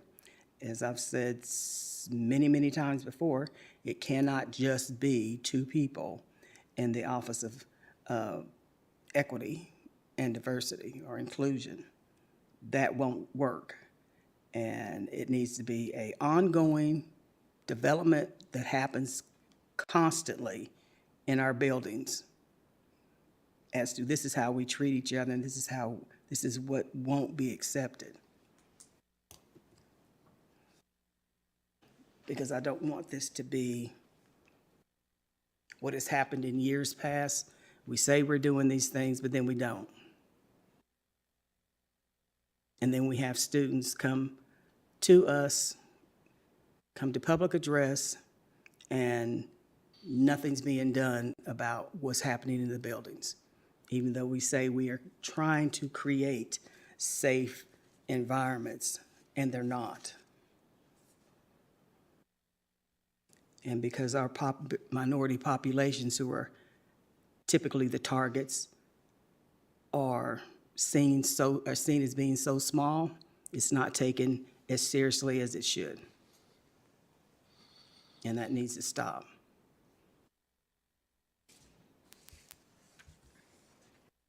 Okay, let's keep going around. Pick up any other comments. Dr. Roundtree?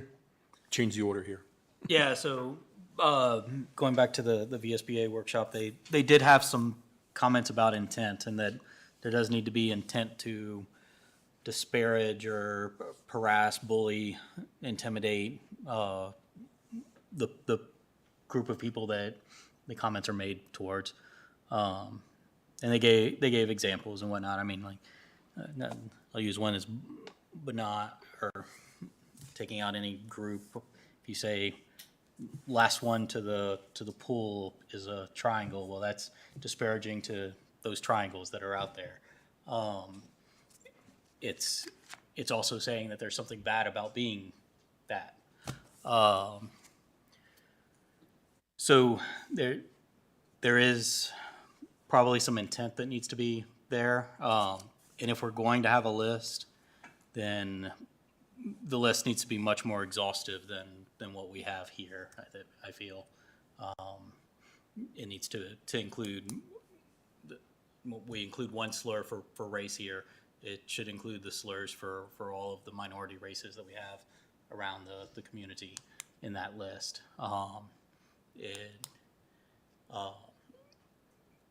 And the slurs for various other protected classes that exist. That's all that I have to add. Ms. Purcell? I would still advise against the language that's in the parentheses, using the term et cetera. It just introduces vagueness into a policy. This should be very formal. Having something like et cetera makes it less formal. The definition is comprehensive. And I think the specific words can be part of training, some kind of user manual for administrators, teachers, principals, et cetera. But what it goes in the policy, I would advise against a list. I just kind of have a more general question, kind of building off something that Ms. Franklin said, and maybe speaking to my own ignorance.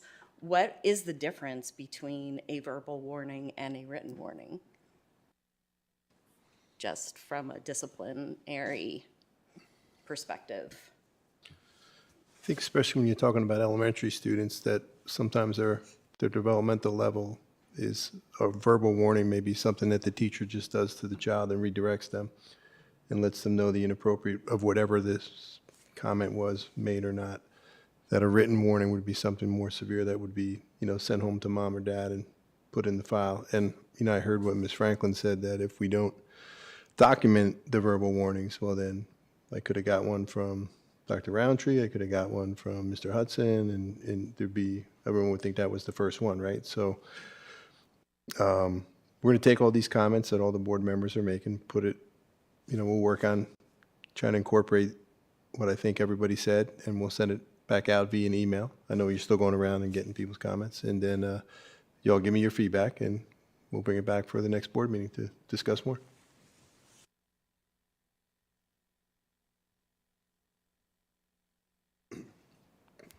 Ms. Bond? Ms. Pardon? Dr. Gitry? Okay. Okay. Yeah, I'm good. Thank you. Where's that? Support for affected students. One of the particular on bullet 3, offering safe space where there can be discussion. I don't know what that means. And because when our students came and spoke to us in August, I believe it was, one of the students did mention a safe space for students to have the conversation among themselves about what's happening with them and how it makes them feel, so that they know there is support. Having discussion with adults who may not understand what they feel and may hinder them speaking freely to each other about what is happening, and engaging our students in how we implement this and how folks are held accountable. That is key to this, because the students know what's going on. They're the ones who are being mostly affected by this. And if we don't have their voices as part of it, then again, it's just going to be there, because they won't, again, understand how important it is to help others communicate. We've got to take it seriously, and you have to speak up. And that may help also to eliminate some of the confrontations that we have between students. But there's a whole lot of education that's supposed to have been going on for decades that does not happen. And if it does happen, no one's paying any attention to it, because there's no accountability. And we don't have anybody who is in the buildings who is holding people accountable.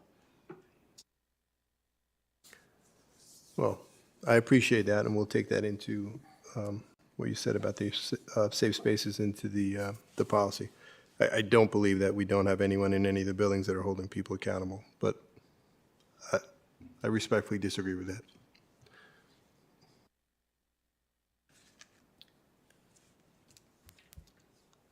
Yeah, and so I just have an additional comment. So use of words without intent, since we were talking about intent. Using many of these words are not words that we want in our building. And there's questions about just how do we handle the use of speech that is vulgar in general in our schools. Some items that I've heard are just pulling the child apart, saying that, look, you might use those terms outside of school and whatnot, but inside of this school, we do not use these terms. It might be worth understanding how are the corrective actions taken for other types of vulgar language that don't have any kind of intent to harm, harass, disparage, but that are not socially acceptable in our schools. Okay. And we keep talking about words. Many times it's not words, it is actions. And there are symbols, there are all kinds of different ways that folks can communicate hate. And that needs to be included in this and not just verbal.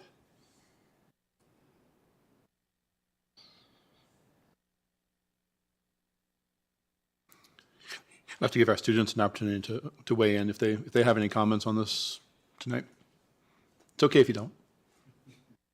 Okay, great. All right, board, any other comments? This was a healthy conversation. Dr. Began got a lot to chew on there. So we'll take the feedback and I'll put something out in an email first to all of you and say this is what, we heard and we cajoled and came up with, and then I'll get that feedback before we come to the next meeting with the expectation for the second read. Okay, great, thank you. Our next up is our 2025-26 budget update. The superintendent's statement of needs will be presented. All righty. Did you get the Canva there? Can you pull that up for me? We're going to do a brief presentation. At this point, I didn't have to ask them. Ms. Bland and Mr. Bennett knew to come up, our two people in the finance department, Director of Finance and Mr. Bennett. So what we're going to do is I'm going to go over briefly our presentation, which just highlights some of the changes in this budget, and then ask and entertain any questions y'all may have after that. This is our first sharing of the budget with the public and the first sharing of it with all of you. We gave a copy the other day on Friday. I think you got a copy of the final version to look through it. And, it's a lot of information there, a lot of numbers and things like that. So hopefully we can help have that conversation today. This is our first go round, get more feedback and tweak it, move forward before we have to present the final iteration to the Board of Supervisors. So if you go to the next slide, with any budget, what's our starting point? Our starting point is our mission, right? So we're asking for a lot of money from our taxpayers. What for? Well, what do we do this for? And really, it all comes down to our mission. What's our goal? To make sure the children of Montgomery County get the best education we can provide them. And it starts with the mission and it ends with the mission. So while we're asking for, sometimes you hear in the public, they're asking for $100 and something million, blah, blah, blah. We're not asking for money just for the sake of asking for money. We're asking for money so that we can do and be true to our mission, which is providing children with the foundation for future success in their life. So I think it's important that we start with that at the beginning. All right, so it's a lofty mission. I know we read it, our student reps read it at every meeting, and we got a lot of things in our strategic plan that are really important and cover a wide breadth of materials for us to make sure we adhere to all those and provide those opportunities for our kids. But how do we do that, right? How do we get there? We as a board, this went a little too fast. I was pontificating a little bit. But, as a board and as administrators, we work on policy, practices, procedures, and I heard some of you say, well, what does that mean? We say this stuff, but nothing happens, or we put this all in practice. And, well, I use this term, some people find it insulting. I'm not comparing them to a tire, but where the rubber meets the road is in the classrooms, right? It's our teachers and it's our staff. That would be a good time now. So the way we do anything, or the way we get anything done in this division, is our staff members. And it's our teachers, it's our custodians, it's our bus drivers, it's our administrators, it's our counselors, it's everyone and anyone that touches our kids and works in the building every day. And if you're not sure how important that is, or what that asset is, or what that represents for us in our school budget, 89% of our school budget, of all the monies allocated, go to salary and benefits. So just in the fact of what we talk about monetarily, it shows the importance of the people, because they are the ones that are making the difference in changing our kids' lives and providing the opportunities for them to be successful. So our people are how we bring this to fruition. So with that in mind, in this budget, we included some enhancements for our staff. The first one is a 3% raise for all of our employees. That was recommended by the governor's office in the budget they provided in the biennial. I had conversations with our county administrator, and we landed on that. What we were going to propose to our respective boards was a 3% raise. I can't speak for all of you, and she can't speak for all of them, but that's where we had landed on what we thought was appropriate for our staff. One of the biggest changes we're implementing or again, in this budget that I'm proposing to all of you, is changing the teacher's salary guides to 15 steps. Right now, the teacher's salary guide is 36 steps, and every year when we redo it, we usually add a step because it just moves it up further and further, and we add the raises incrementally. So what that means is a teacher coming into our system on step 1 has to wait 36 years to get to max. So the idea would be we want to compress that into 15 steps. We think that's going to do a lot for our staff. We think it's going to do a lot for our retention and help us get more people that want to come here and will stay here and make us more enviable to work as opposed to some of the other divisions. For the second year in a row, there's been no increase in health benefits contributions for staff. As you all know, especially anyone that has health insurance, health costs continue to go up. Employee contributions are often a place where they say, hey, you know, we can't go up $2 million. Let's have all the employees pay another $100 a month or whatever for family coverage. Due to our management and some of the changes we made, including a prescription benefits management firm working with our prescriptions, we've been able to keep the costs low and to have no increase for 2 years in a row. So what that means is any raises that our staff members get are real raises because they're not offset by increased contributions. In addition to that, with some of the savings we were able to generate this year, and it would continue next year, all of our employees were able to get Delta dental insurance for themselves and their families at no cost. So we're proud of that. And then in this budget as well, what's included is increased funds for staff training and professional development. You know, one of the quotes about teaching, right? Those who dare to teach must never cease to learn. And we got to make sure we have the appropriate funds and amounts to help train our staff to make sure they're abreast of all the updated technology and things that our students need to be successful. Thanks, Don. All right, in addition to the staff enhancements and things like that, there's some program enhancements that we'd like to include in this budget. We talked a little bit about our dual language immersion program we would like to begin at one of our elementary schools. We talked about the 4 school security officers. And I know that we had left off last time, I believe in December, November, I forget, where we were going to get more information from a local law enforcement. We're going to do that. We're going to try to schedule that meeting on the 21st. I didn't clear the date with the sheriff and the police chiefs, but they would love to do that and are willing to have that conversation. This isn't, I'm not saying we're going to approve that, we're going to move forward. This is just, I'm including it in the budget if we so choose to do that, okay? Additional multiple language learners, teachers. We have more students coming in from diverse backgrounds that require that type of instruction. And so we were including that in this budget too. An additional gifted and talented staff member that was suggested by the committee a few months ago when they presented. Increasing the offering of our special education continuum of services. One of the things that we found as we're looking through, and we're going to present an entire plan on our special education program, is that we need to offer a wider continuum of services to make sure all of our students' needs are met. And that requires some additional expenditure of funds that we're including in this budget. We've talked about this since I've been here, creating an administrator of fine arts position. The arts in this county are valued. It's something we have a great many students participate in, and yet we really don't have an administrator that oversees those directly. So that's in this budget as well. And we've heard about the 504 positions and the coordinator positions, how we started the year with those falling on the responsibilities of our school counselors. We want to make sure that doesn't happen. Right now, we have 2 dedicated positions, part-time, that are solely working with 504 coordination. We want to add more so that that responsibility will not fall on school counselors in the future either.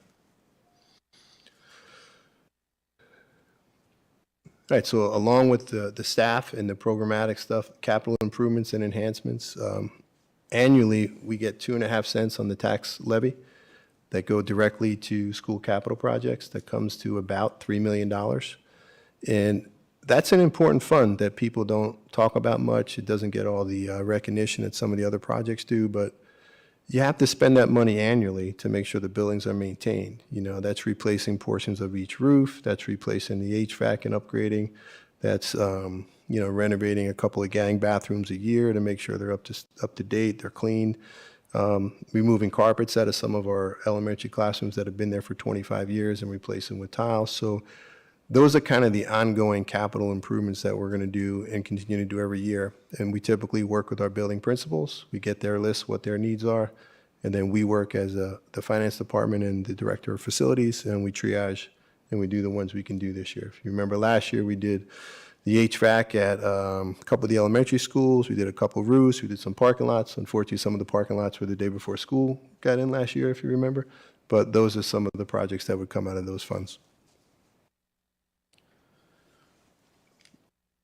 All right, so there are some things that we are reducing. One is the Dean of Students position. While it was really valuable and they did a nice job for us in the transition, we're looking to have a new administrator. Mr. Nod is retiring at Christiansburg Middle School next year, and we have 2 new administrators that we hired this year that with that administrative team of 3 people should be highly capable of doing and addressing all the needs in that building.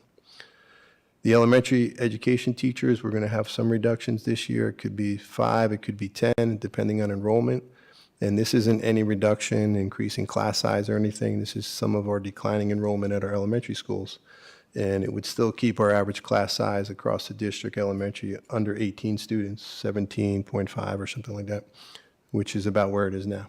So some of those elementary teaching positions will go to some of the other positions. Thanks.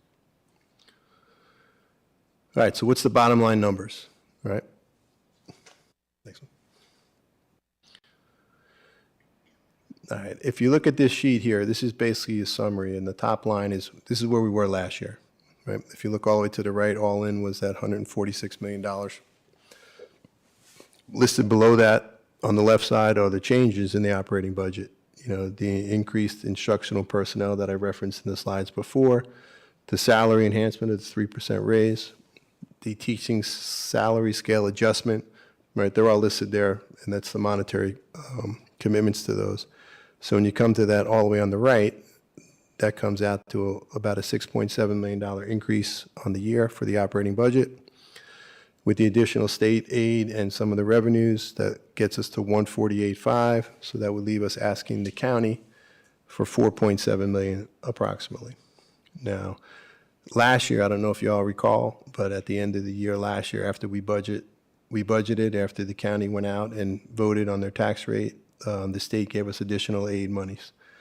And the county took some of that money from what they gave us and said, we'll put this in abeyance for you next year. That's $1.6 million approximately. Now, I can't say that the county's going to give that to us, but they put that in abeyance rather than give it directly back to taxpayers, if you remember those conversations. And the growth projected for this year is somewhere between $5.5 and $6 million. That's just the growth of the budget of the county without asking for any tax increases. So my thought was we asked for about half of that, and we asked for that 1.6 million. That gets us right about to where we were, that we could conceivably do all the things we want to do, and at least on our end, not have any requests for increased taxes. Again, this is all just, you know, our idea at this point moving forward. There's a lot of moving parts. The calc tool from the Department of Education, we just got that today. We didn't sit down and crunch all the numbers. The calc tool is where the state determines exactly what your number is. We're going on what we think it is, that $81 million from the state, but we're going to work on that and crunch all those numbers. We'll have that very more specific, probably within a week or two, I would imagine, right? Next slide. All right, school nutrition program is actually also part of the budget as well. Go on the next one. And this is a year-over-year comparison for the school nutrition budget. You know, one of the key items there is it's self-funding, so that's not coming out of our taxes or anything. They're going to fund it. It funds itself. There's an increase there, as you can see. Next slide. And one of the things we thought was important is that we don't want to raise any of the prices of the food. So we're not required to. We're still at an appropriate rate, so we're keeping the prices across the board at the exact same level they were last year. And that brings us to the end. Questions? All right, but let's go around on this one. Who wants to start? I'll start. Sure. So I'm in hopes that the state legislature will pass funding in order to provide all of our students free breakfast and lunch breakfast and lunch at no cost to the students. It's not free. Somebody's paying for it. But there's many counties around, or many school districts around the state at this point in time that are providing breakfast and lunch at no cost to the students across the board, not just to Title I schools. If I am correct on the nutrition slide that you just showed, it's about $2.5 million for us to do that across the board. That was the top number that was being provided by students. Yes. Locally generated. Yep. Yeah, local income was $2.5 million. Federal funding for reduced and free lunch is $3.3 million. So it would not be a significant increase to the tax burden if that were to be a tax raise, or if the county were able to, the Board of Supervisors was able to come up with that money from the budget. Additionally, the Board of Supervisors, when Title I schools were provided free lunch and breakfast across the board, the Board of Supervisors commented on what would it take to do that across the board for all of our schools. And since they've requested it, I feel that we should let them know what it takes. We could do that. I gave him that number.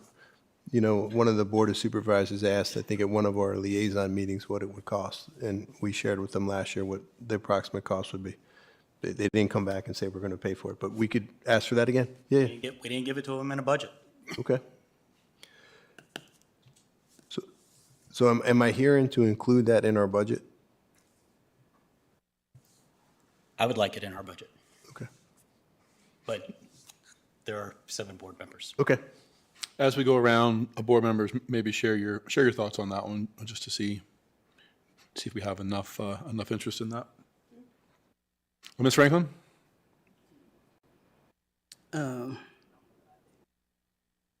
So with this presentation, some of my questions were answered. So with the tiered intervention specialists, I brought this up last year also, and that was decreased to 3. And with the challenges that we're going to have in implementing and making sure that our hate speech policy alone is being implemented, increasing those positions would help. And if not, then we need to put some more positions or need to have a plan as to how that's happening while we're going through the budget process. The state ended up with what, $300 million surplus? I think it's closer to 2 billion. Okay, so why should the taxpayers of Montgomery County have to pay an extra $2 million to feed our students when the state has that kind of money that they're sitting on? There's absolutely no reason for that to happen. And we should have sent legislative priorities to the state to help them understand that is a priority for us here in Montgomery County. And it's not too late, but we need to do it now.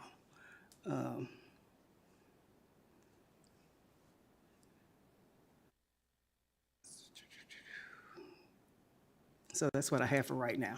Okay, thank you. Dr. Guidry? Thank you so much for the work that went into putting this budget together. I have to confess, it was really difficult for me to understand and to read the statement of needs that we got. It's my feeling that if there's a presentation at a board meeting, the board should receive it beforehand in order to look over it. Was this presentation in board docs, or did I just miss that? No, you didn't miss it. I just kind of probably put the finishing touches on this morning. Okay. So I feel handicapped in this conversation, and there were some things that I looked for.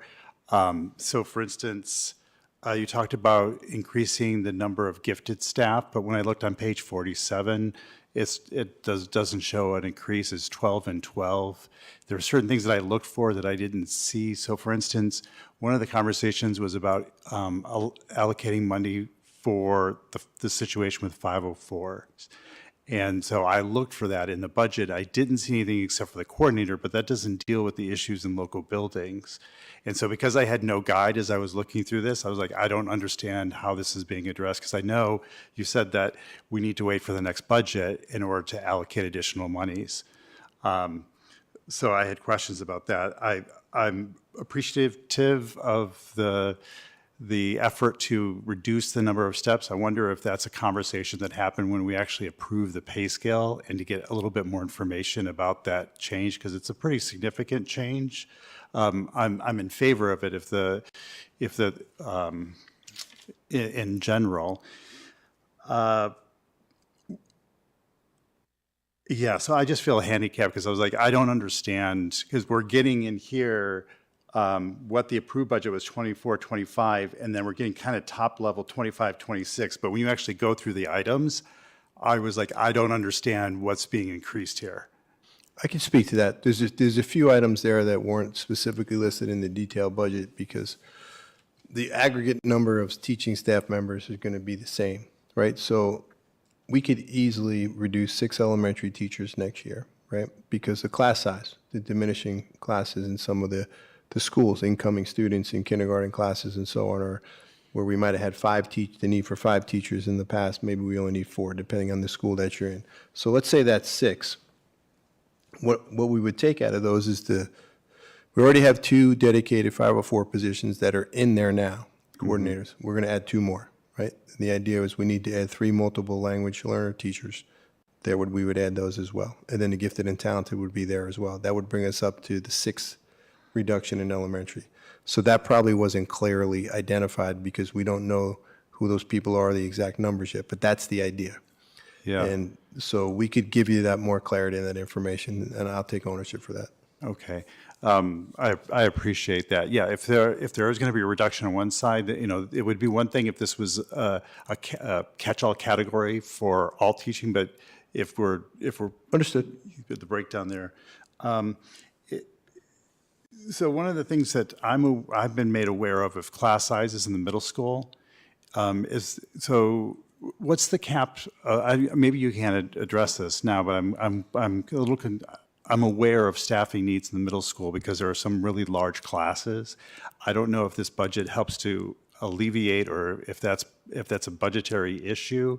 The class size, the number of instructors that we have in some of our middle schools. I'm not aware of all of our buildings. We had some requests for additional staff at secondary, but it wasn't pervasive that there was an issue that a lot of them were larger classes, and we had, I think, 2 additional secondary teachers in total included in this budget. And we could get those specifics and break that out for y'all. Okay, great, thank you so much. And one final issue is, one of the things that the board has asked for is for development in the CTE for an EMT program. I know that there's going to be money associated with that. I looked for that in the budget, and I didn't see anything. So I was like, I don't know, does this mean that we're going to have to wait another year on this, or? It was going to be part of the discussion with the program of studies, which is forthcoming, but the answer is yes. And there's a couple of reasons why we'd have to wait for next year, and it's not really monetary. Okay. Dr. Wickham will speak to that when we go over the program of studies, if that's okay. Okay, great. I think in terms of free lunch and principle, I'm in favor of that. I'd like some more information, but I'm in general in favor of that. Ms. Franklin, I forgot to get your thoughts on the free lunch idea. Did you want to potentially include that in the budget as well? Yeah, my thoughts were the state needs to be paying for that. Yeah, Okay. that needs to be Well, stated. the state needs to be paying for it, but Right. that's different than asking the county for it, but yeah. Okay. Ms. Pardon? I'm okay with putting it in there, saying it's a priority for us, but the state needs to be paying for that. Just for clarity, presumably this will come back to the legislature. They passed last year to perform a study on what it would take for them to provide this. There was already a legislative budget that had been produced that would have suggested that it was about about $200 million per year for them to provide lunch and breakfast across the board. They decided to not do it last year and just have this study. So hopefully we will get it from the state anyway. But if we're not going to get it from the state, then our only other option is the county. Ms. Pardon? So I will go, before I forget, I'm just going to go ahead and start off that I agree with Ms. Franklin. I feel like that is something that the state should be paying for and not the county. Not that we shouldn't have it, but we do have things in place for people to fill out and for people to get assistance and help with the food. And from what I've understood in past times, people who need it just don't fill out the forms or whatever they need to do. Not that it's not important, but I do feel like instead of being a county thing that they need to look at and pay us, I feel like that definitely needs to come from the state. So that's where I sit with that. So as like I say at every meeting, and I've been saying it since I've been on the board, talk to your legislatures, because we've got a lot of things at the state level that aren't right, and they've gotten much better. I will agree, they've gotten much better. We've done a lot of good things for education, but there's still some things that we need and can work on, so we need to start it there and with our legislatures.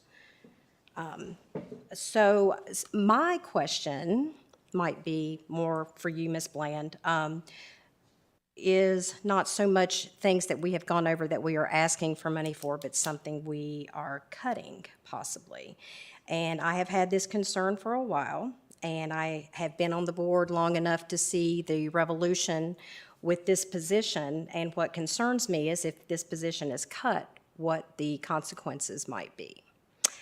And with the ongoing and continuing issues that we're having with discipline, I would even be in favor of adding another so-called position of this nature to additional schools if needed, because from what I have seen from this position being in a school, it has made a huge difference, and it has actually turned a school completely around from being nothing but total chaos to now being more stable, having mentors, and having more of some type of set discipline in order to assist the administration with those issues that arise, because it's a lot on our administration to handle all of the discipline.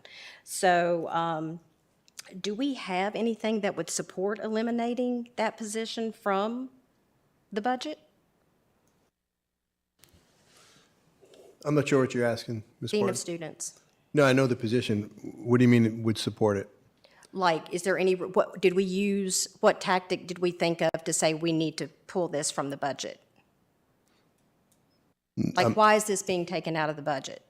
Well, there's a couple of reasons. One is the efficacy, and I do agree with what you said, that the school is running much better than it did in the past. And who should be responsible for that is the principal and the assistant principals, which we have two. Right. Assistant principals and one principal. I think we run into the danger that we always kind of throw bodies at situations and problems and give other people responsibilities. If you keep giving more responsibilities to more people, they will do them. I don't know that's the best way to do that.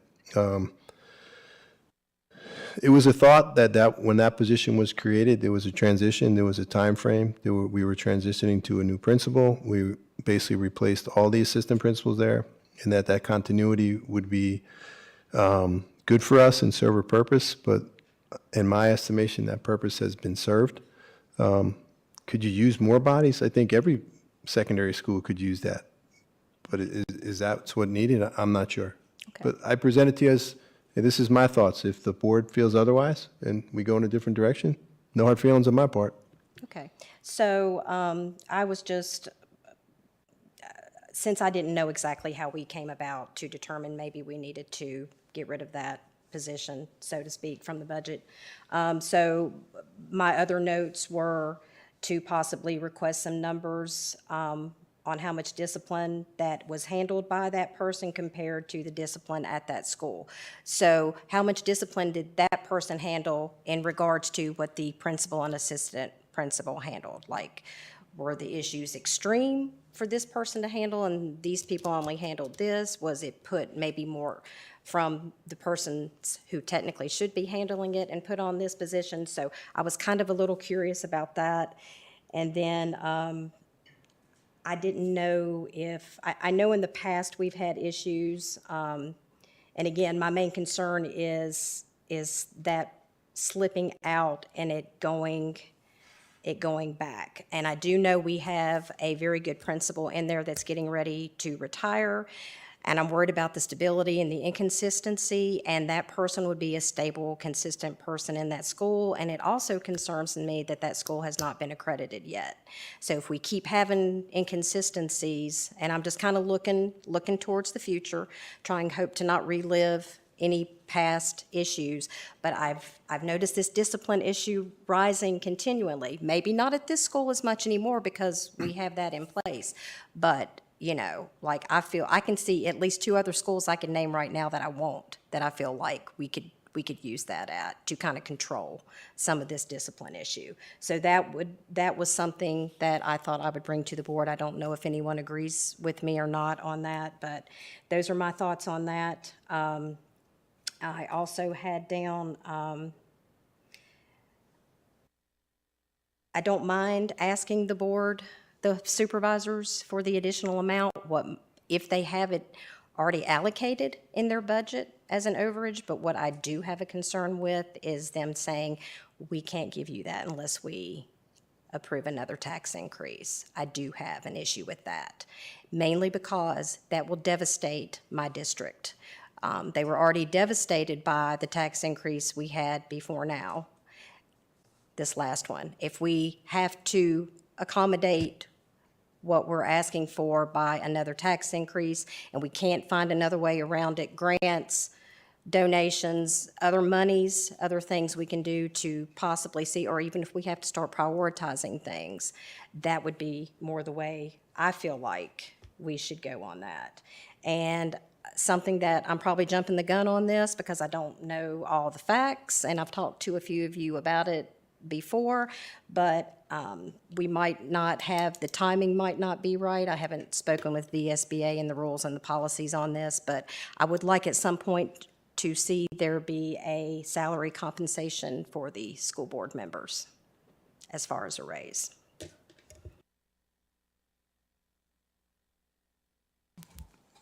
Thank you, Ms. Barden. Ms. Vaughn? Well, I'll go woo-hoo to that. No doubt, especially if we're going to add more meetings. I definitely agree with not, I don't think we should ask. I mean, if we want to ask because they've got extra and they want to do it, that's fine. But if we're asking for $2 million, that's going to trickle down to the taxpayers. And, you know, when I look out my shop window every morning and I see 6 to 10 people that are homeless, I could not approve that. Now, in the wintertime, maybe not so much because there's so many churches that have helped with you know, things like that by having transient places for them to stay. And but I see it, and I know our county has it, and I know our county has people that are struggling, and they can't afford any more taxes. So I can't support it going to the county. I just can't, because I know it will trickle down. They can't, there's only so much money that can go so far. It's a great notion, and I appreciate that being a passion of yours. But I'm with Penny. I think that's a state, if they've got that kind of overage, then the state will just have to be patient. And, you know, as far as some of the other comments, I agree with doing whatever measures we can do to keep people in place to keep the discipline issues down. But I think that way in all schools. Everybody knows I'm for discipline. So I think if we want some of the other things, then we need to maybe look at our spending in other areas to have the other things. So that's all. Ms. Purcell? Thank you so much for this presentation and getting this document to us early. I know that was a request of Dr. Roundtree several months ago. I know that the tool comes from the state kind of right as the holidays kick off, and that means a lot of scrambling for your office. So thank you for pulling this together for us so that we can start thinking and understanding and making sure that we're doing right by our students. I'm really excited about the fine arts administrator position, and I was glad to see that in the presentation. And I think to echo some other comments, when I didn't see it in the statement of needs. I noticed it as well as some other things, so I was glad to see that in your planning. Would that also be the shared position with Virginia Tech, or the position that would get some support from? No, that would not be shared, the Okay. separate position. I think it was listed in the staffing as under administrator, not specified as to what it was. Thank you. One thing that As such, we only have one social worker, which is something we want to look towards, moving towards more of that in the future as we go ahead too. But y'all could talk to why that number's a $5,000 increase, 5,000% increase or whatever it was. And that is correct. It was not in the correct category in the previous budget. It was previously. It was a funded- correction. Yeah, previously funded under. Come closer to the mic, Trevor, if you're going to Yeah, talk. I can't. Yeah, it was previously funded under improvement of instruction, so now it's going to be charged to correct account. Okay. I appreciate the clarification. I am also worried about class size, and I understand how we need to use positions strategically based on enrollment. But I also know there are two very big first grade classes at Gilbert Lincoln Elementary, and Mrs. Fotino spoke to two very large kindergarten classes at Price's Fork Elementary. So just using averages, I think the way that the population of the county is allocated might not be an accurate measurement. So I did want to just express my concern about that. I would potentially be in support of having a second dean of students position, or rethinking that. I know that Blacksburg Middle School is the largest middle school in Southwest Virginia, and I don't really know enough about the day-to-day of the assistant principals and principal, and how their time is allocated, and what their support needs are. So if that seemed like something that they needed to make the school run more efficiently, I would be in support of having two or more, but again, throwing bodies at a problem rather than being strategic about whose responsibilities are what. You know, I'm happy to just hear a good argument about it. I would also be in support of asking for free breakfast and lunch for all students across the county. Perhaps a way to do it in the proposal that goes to the Board of Supervisors is just as a highlighted call out that wouldn't necessarily be the formal ask, but just to make it very clear, like this is the cost, this something that we should do.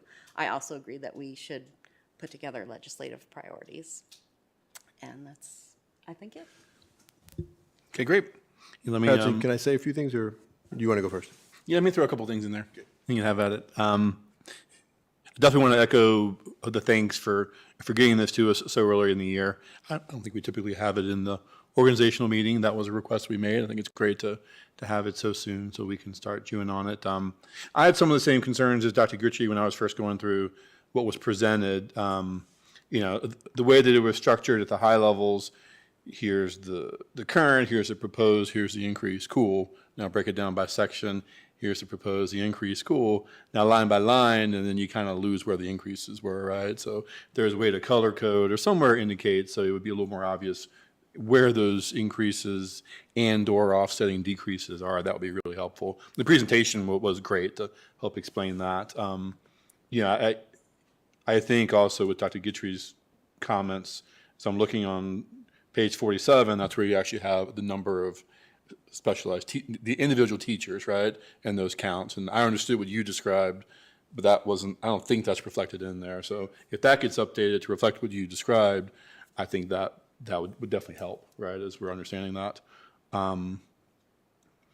Certainly for me, also excited about the potential for a director of arts position. We have award-winning programs across this whole county, both in music and theater and all across the arts. I think those programs deserve to have someone advocating for them and helping with the planning and the coordination of all that stuff. But I think I'm also in agreement that, yes, it would be nice to have our lunches paid for, but probably if we want to present that to the county as an additional consideration, but I think advocating for it at the state level is the right way to go. And at our board retreat that hopefully we're going to schedule next month, the legislative priorities will be at the top of the list of things for us to discuss.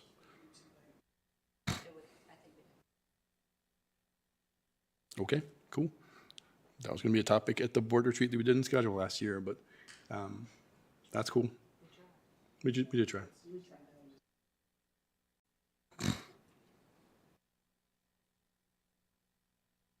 Great. Those are all the comments I have. I think this was a really good idea to get this done earlier and have those conversations. And I apologize for not having the high-level thing done. I thought that was where we would just present this, and the importance was getting the detailed out to y'all ahead of time to give you a chance to digest it. So that's fully on me, and I take full ownership for that. What we were trying to do, and again, I work for all of you, and the school board gives us direction on what you want us to do, was last year our increase that we presented to the county was almost $12 million. And we had a significant increase in state aid, but it also asked the county for over $6 million for them to give us. We're somewhere around there. Don't quote me on the exact number. So the idea this year was to be a little bit more fiscally responsible, but also still get all the things done that we wanted to do. And that's why we came in at that ask of the county of an additional $4.7 million, because we think that's doable within the growth and what was put aside for last year, a portion of the growth. I mean, they have their things that they have to deal with, and I would never want to speak to what those would be, but without a tax increase, and that we could still accomplish all of our goals. That was where I was coming from. This is the superintendent's statement of needs. And if after we review that with the school board, you all say, you know what, Bernie, you need 3 more elementary teachers, you need 2 more deans of discipline, you need $2.5 million for free lunch and breakfast. If that's what the majority of the board says, that's what I'll present to them. But that's not what I started with. And that I wanted you all to know that's where I came from. And through the work of the finance department, I thought we were able to come up with something where we can do a lot of things and maybe really change the direction of where we're going as a division and make it better for our kids and still be fiscally responsible. So that was our thought. Yeah. Go ahead. Yeah, so I'd like to just state, at the beginning of my discussion, I said last year the legislature was putting forth to pass legislation to provide breakfast and lunch for students, and they're going to be putting forth that legislation again this year. Hopefully, they will fund breakfast and lunch for all of our students. However, if they don't, this is our opportunity to take care of those students, whose parents won't ask for help and fill out a form, and they go to school and they're hungry because of their parents not filling out the form. That is of no fault of the child. And taking care of the base needs of the child, making sure that they're not hungry while they're trying to learn, is important, and we should take care of that. The state should fund it. The state has a $2 billion surplus. If we put forth this to our Board of Supervisors and they say, yes, we'll fund it, but if the state funds it, we're not going to raise the taxes, we're not going to do this, that puts the impetus not only on us as a school board to write our legislatures, for our parents to write to their legislatures, but also for the Board of Supervisors to go to the legislatures and say, this is important to take care of. Feed the students in our schools. If we don't put it forth to the Board of Supervisors, they don't have the same impetus to say to their legislatures, when they go to the legislation, when they lobby them to say, feed the students, pass the law, don't do another study, don't waste money on studies, feed the kids.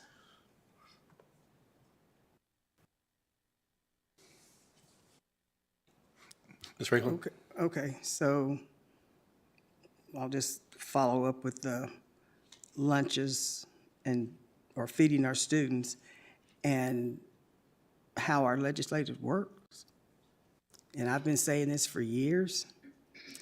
So VSBA says November is when you're supposed to take your legislators to lunch or whatever, how that has happened throughout the years. Our legislative priorities should be taken care of around that time, if not sooner, because these people are already getting lobbied for what to and not to do in the summer. And that's when we should be having these conversations. That's when we should have been having a meaningful conversation with the supervisors so we can do a united force and put this out to the community to say, we need you to help with this also. So they're getting ready to go into session and their stuff is pretty much already out there. And whether or not they bring this back and don't say, well, we're going to table it again because they don't have enough sense to understand you got to feed kids so they can learn, that's where we'll end up again. And I hope that's not the case, especially sitting on top of all that money that could be used for that. But that's on us to do what we need to do in a timely manner. So I do have a couple of other comments. So support staff. Now, we know that we do not pay our folks what the market rate is. And it's hard for us to fill those positions and to retain people once we finally get them in there. So when I just did some real quick figuring on the number of positions and how much the budget is allotted for them, the majority of these folks were making less than $40,000 a year.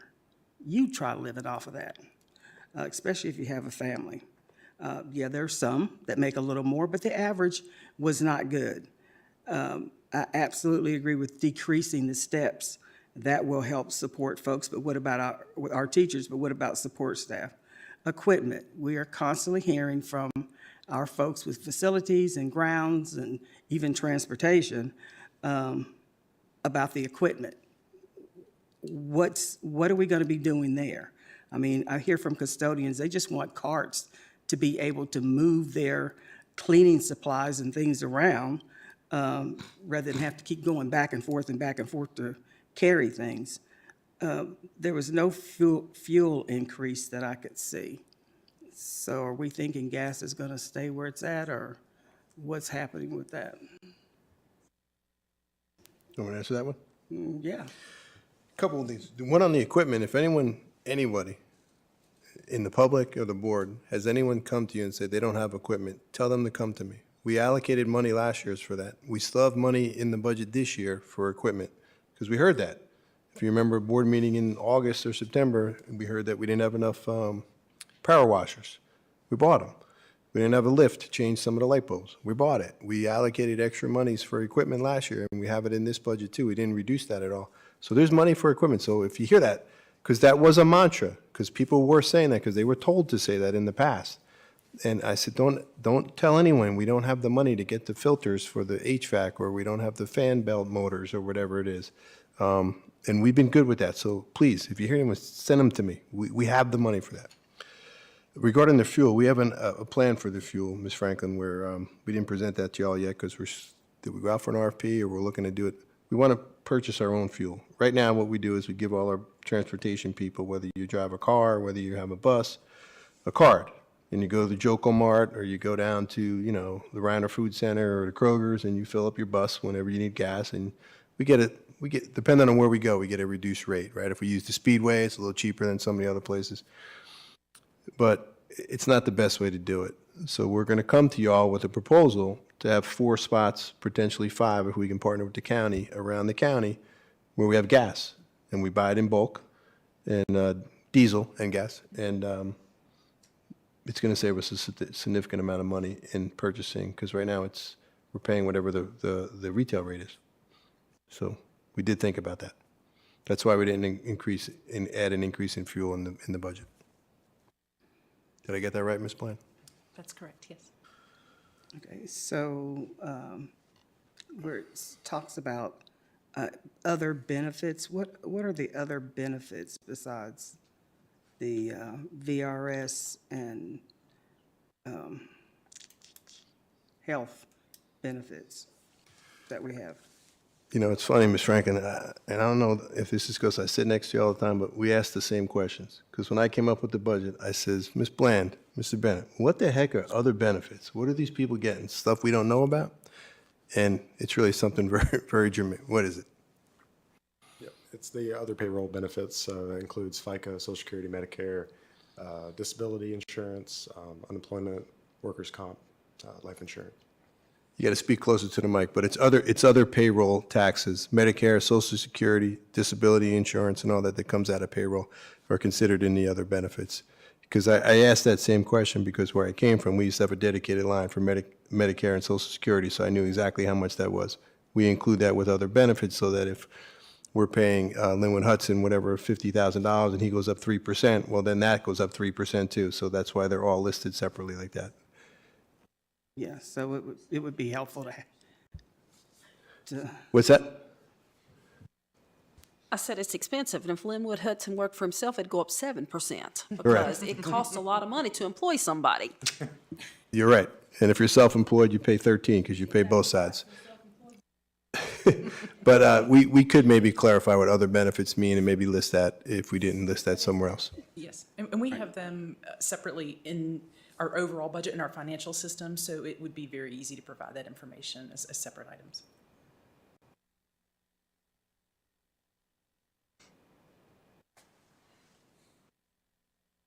Ms. Franklin, you good? Okay. Dr. Gitchery? Yeah, just a couple more things, and I'll keep this brief.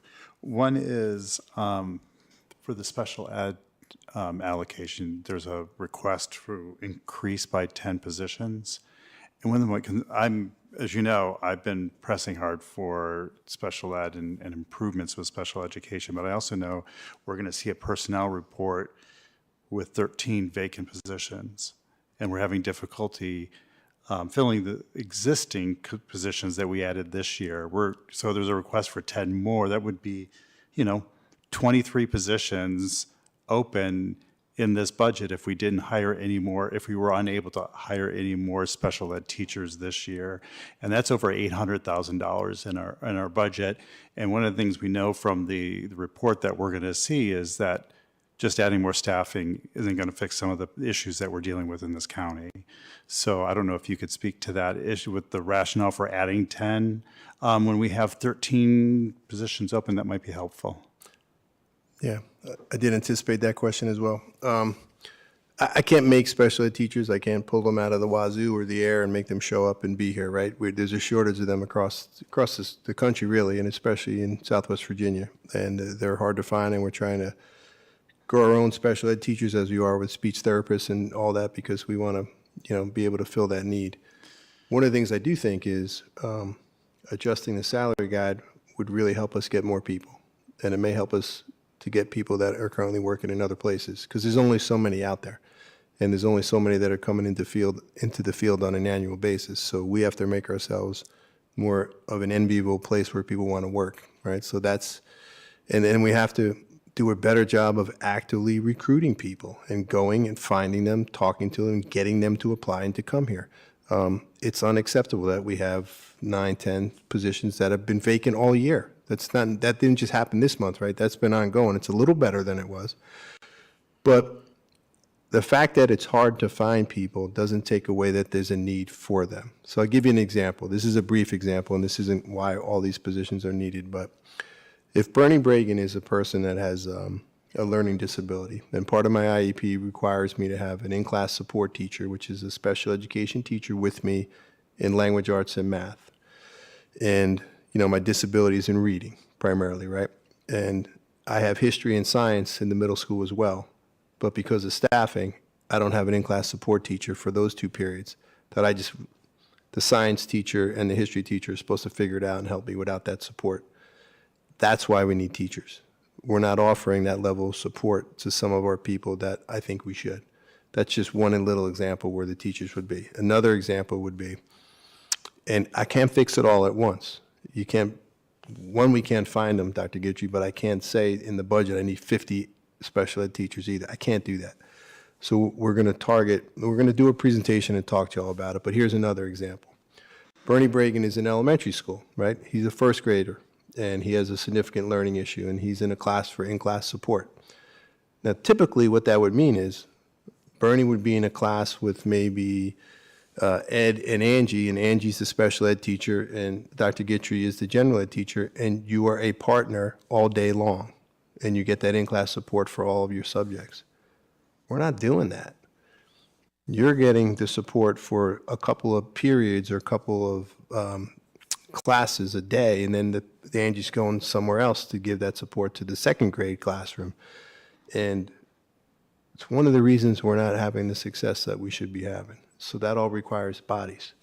And that's why we put that in there for those additions. We've also added, I want to say 7 this year, additionally, to meet those needs. So there's a significant amount of staffing. We have to find them, though, Dr. Guidry, and that's one of the reasons why we want to change the salary guide and do things like that to help get more people there. Okay, appreciate that. And if the budget includes some allotment to increase salaries, I'd love to see it there. If it's right now, so is it just in the additional staffing where you're kind of tucking in that increase, or is it somewhere else in the budget? Oh, it's a whole salary guide. It's listed on, if you go back to go back a few slides. So this is in addition, the 10. If you go right here, the teacher salary scale adjustment that comes in at $455,000, that's going to change the 36-step guide to 15 steps. Right. For everyone. Right. Okay. It wasn't clear to me that there was going to be an additional allotment for special ed in order to attract, because of your comments about it. So I would say, it would be nice as a board member to see what the administration is going to do to ensure that we don't have just a glut of open positions where a year from now we're like, we have 19 unfilled positions. What are we going to do? It's hard to hire. Fair so enough. I'd love to see a plan for how the administration is going to be a little more, I don't want to say more proactive, but have a plan. A little more aggressive. Exactly. The other thing just one final thing, about compensation for the school board. I would just echo what a couple of my colleagues on the board have said here.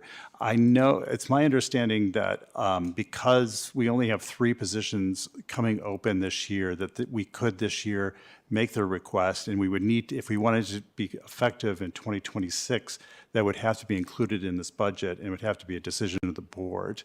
I think this might be an auspicious, and you can correct me if I'm wrong. I looked at the policy.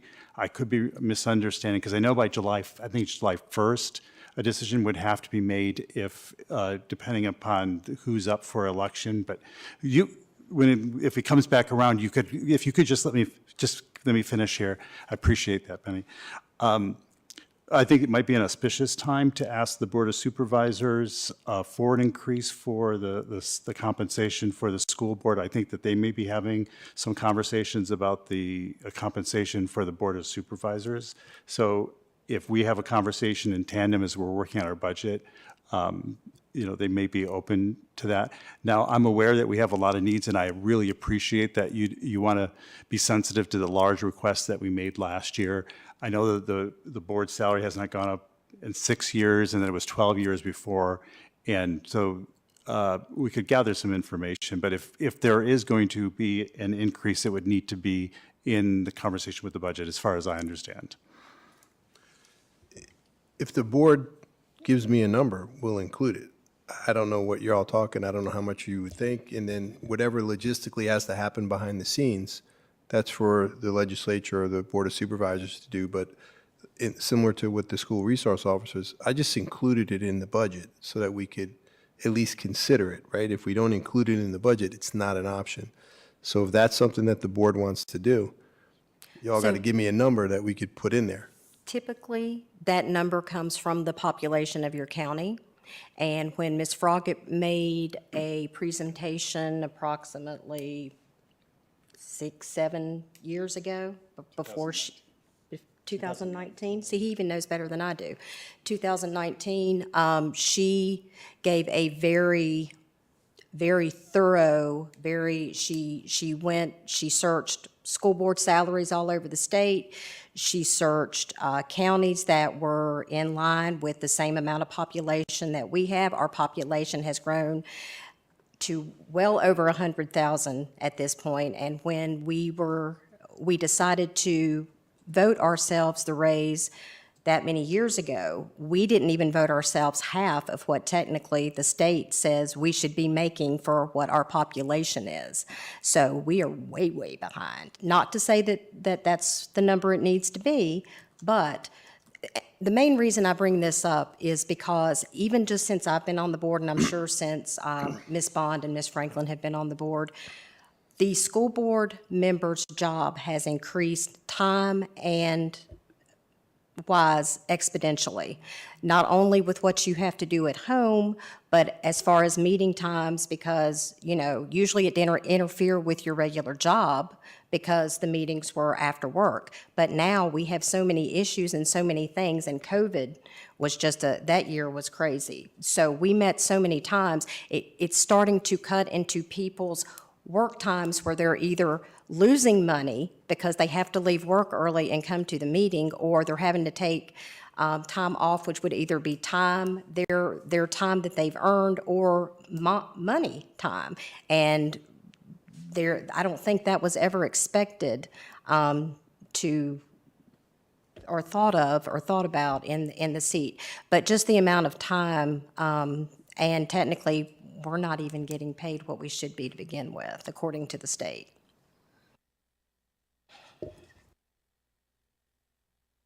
Thank you. Ms. Bond? Yeah, well, here again. That's all right, I'll be the cheerleader.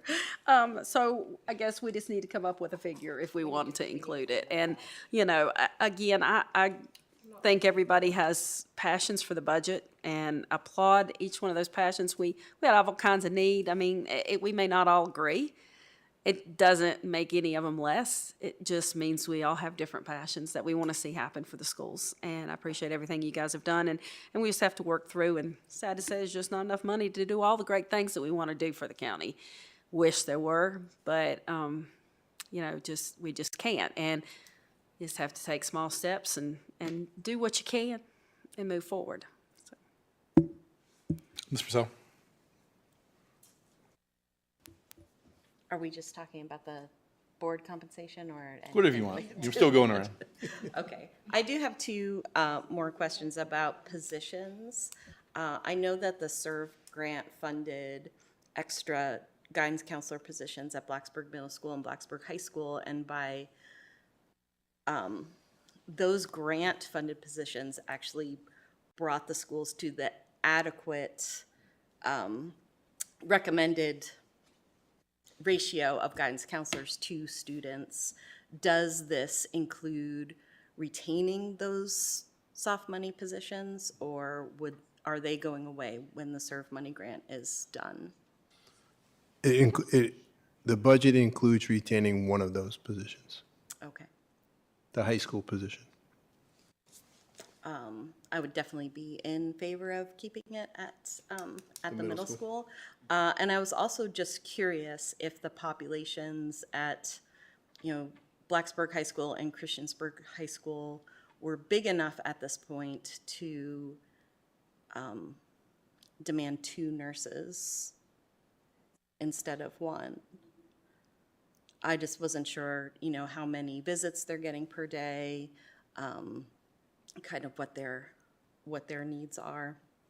So just a question. Okay, I'll get that information. Thanks. Okay, board, anything else? It's 2 rounds now. It's a good bite of this apple here.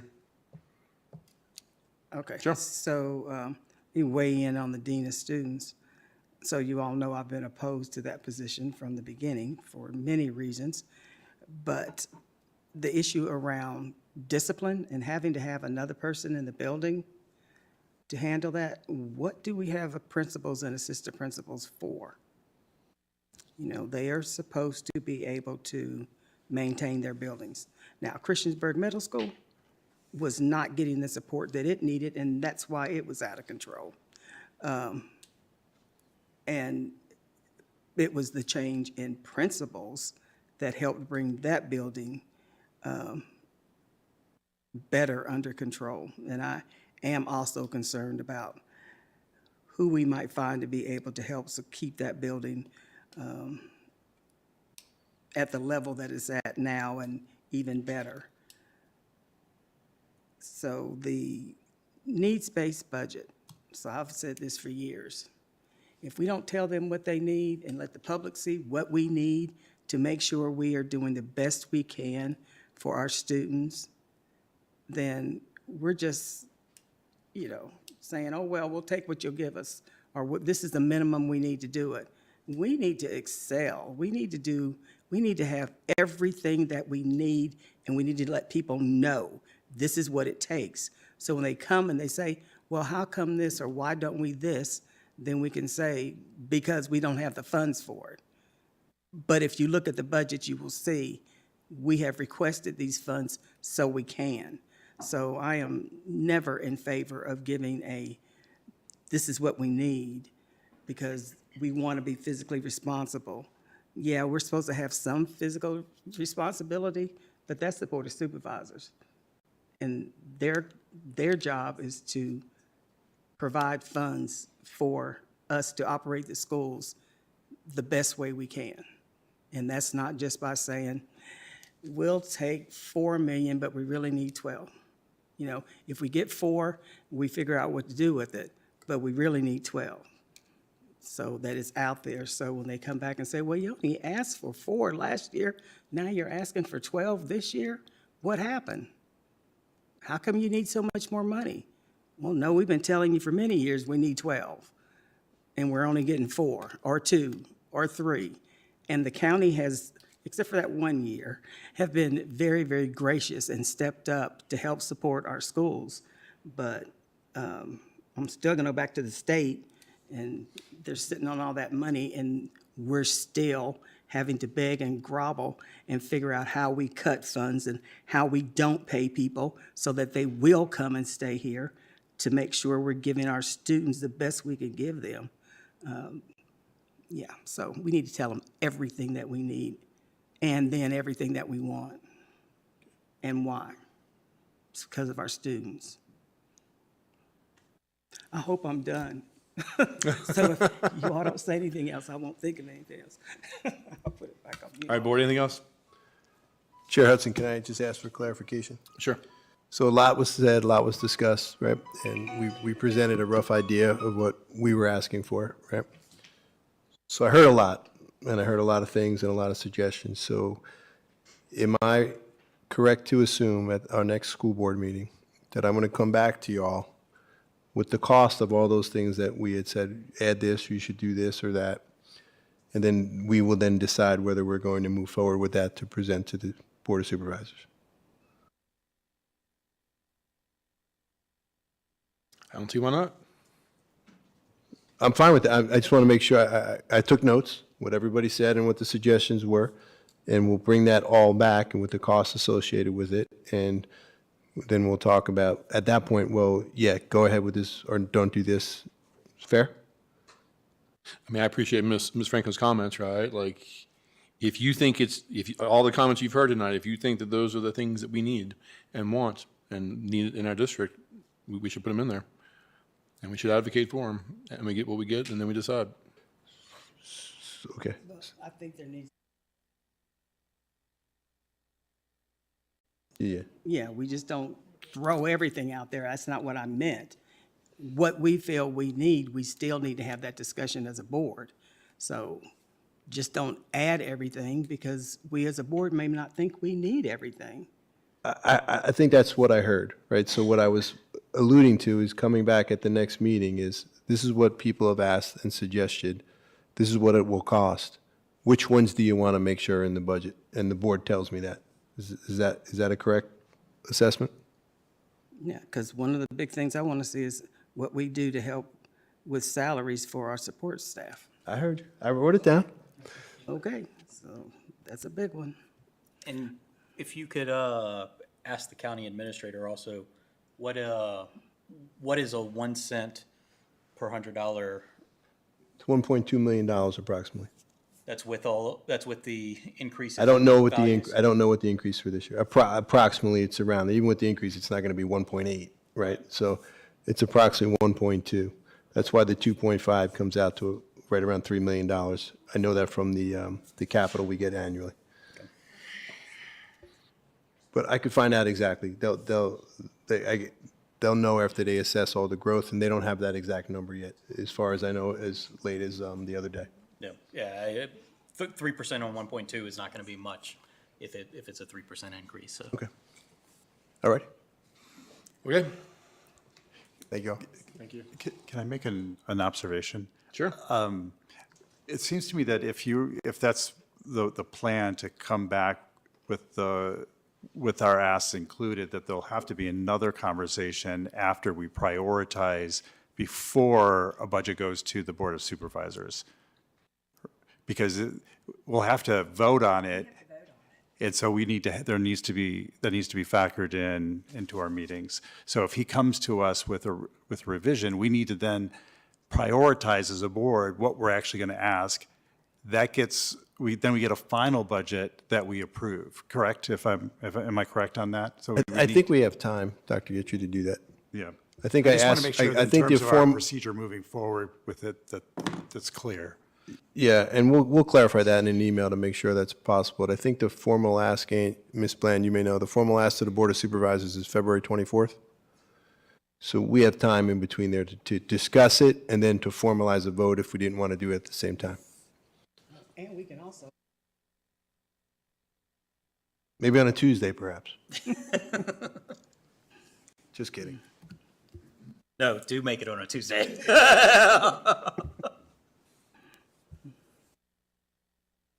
Okay, great.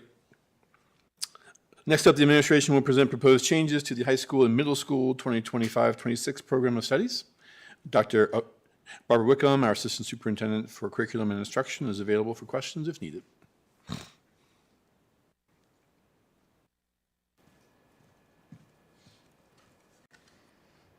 So I believe I heard a question earlier from Dr. Gitry about the EMT program. Back in November, our director of CTE did a presentation about the EMT program, and he included a list of challenges, including finding instructors. This particular program will be a part of the Health and Medical Sciences cluster when we're able to implement it. Currently, we've had to cut the Health and Medical Sciences courses at 2 of our high schools, and instructors are incredibly difficult to find. And so it is our plan to make this a priority as soon as we have our new administrator of the program in place for the next school year for 26-27.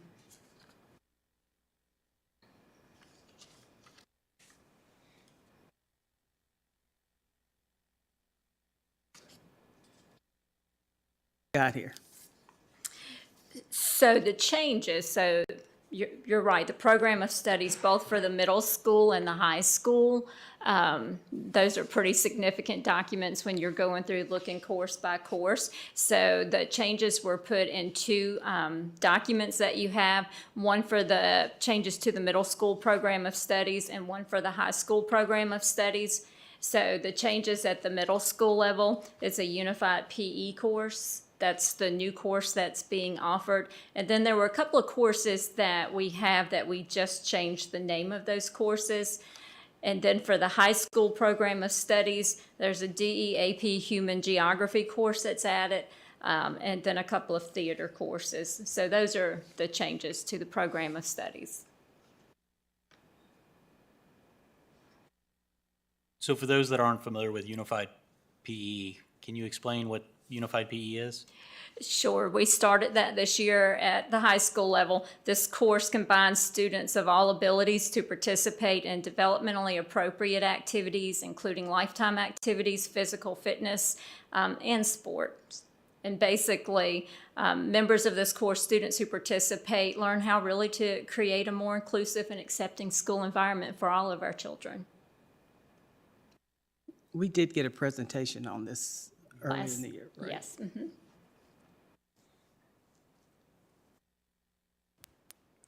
I know that a unified theater class was approved at the high school level. Is there any demand or discussion about implementing it at the middle school level as well?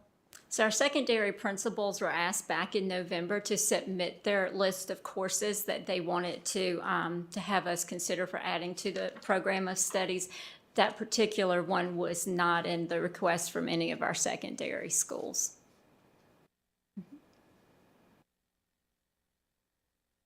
Board, any other questions for Dr. Wickham?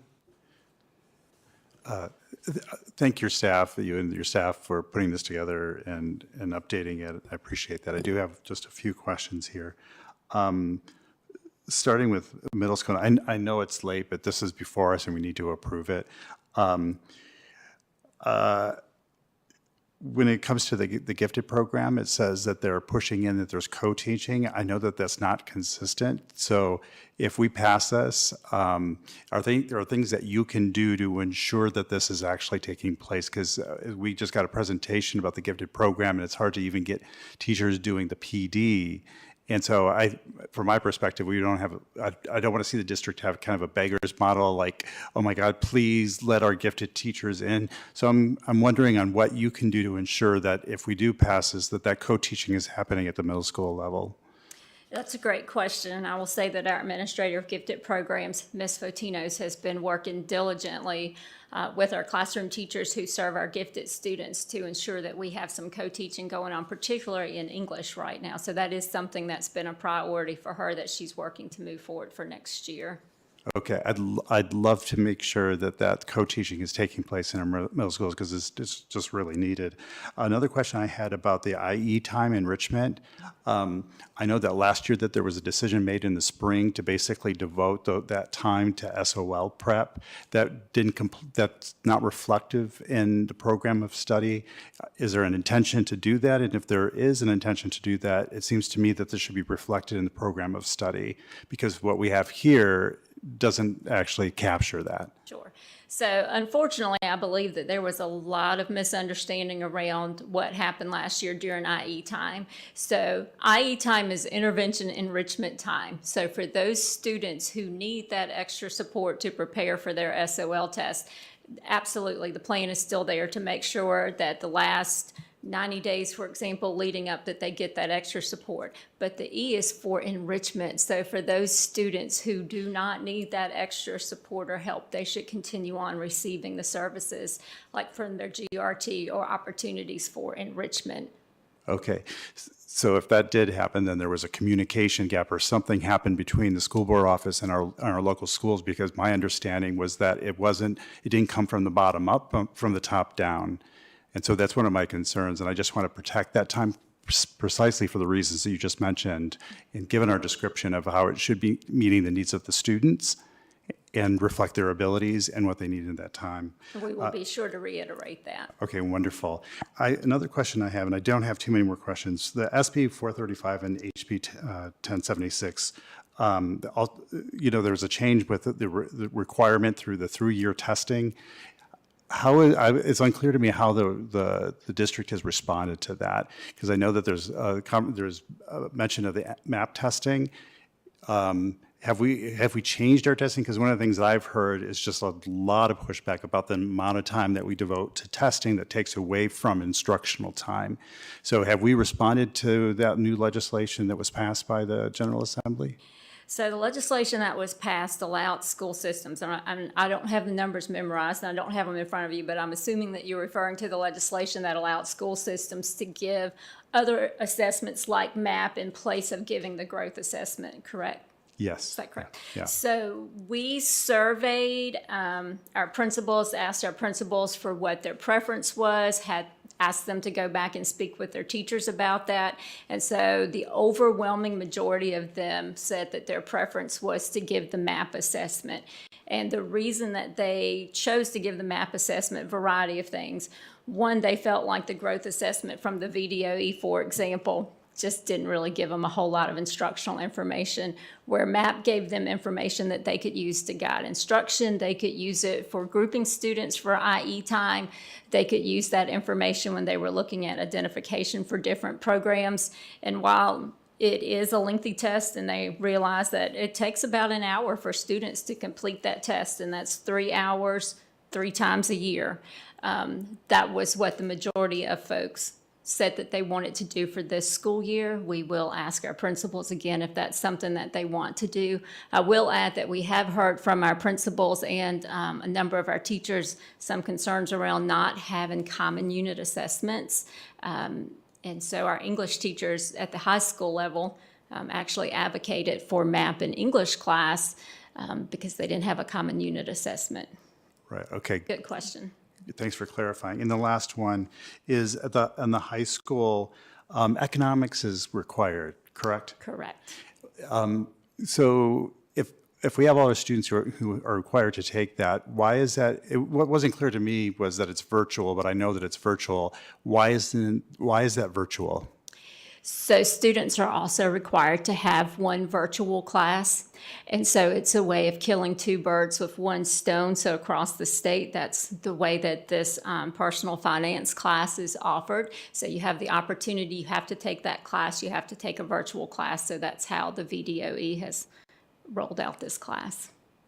That's the reason why? Is because everyone's required to take a virtual class? That is correct. An online class, yes.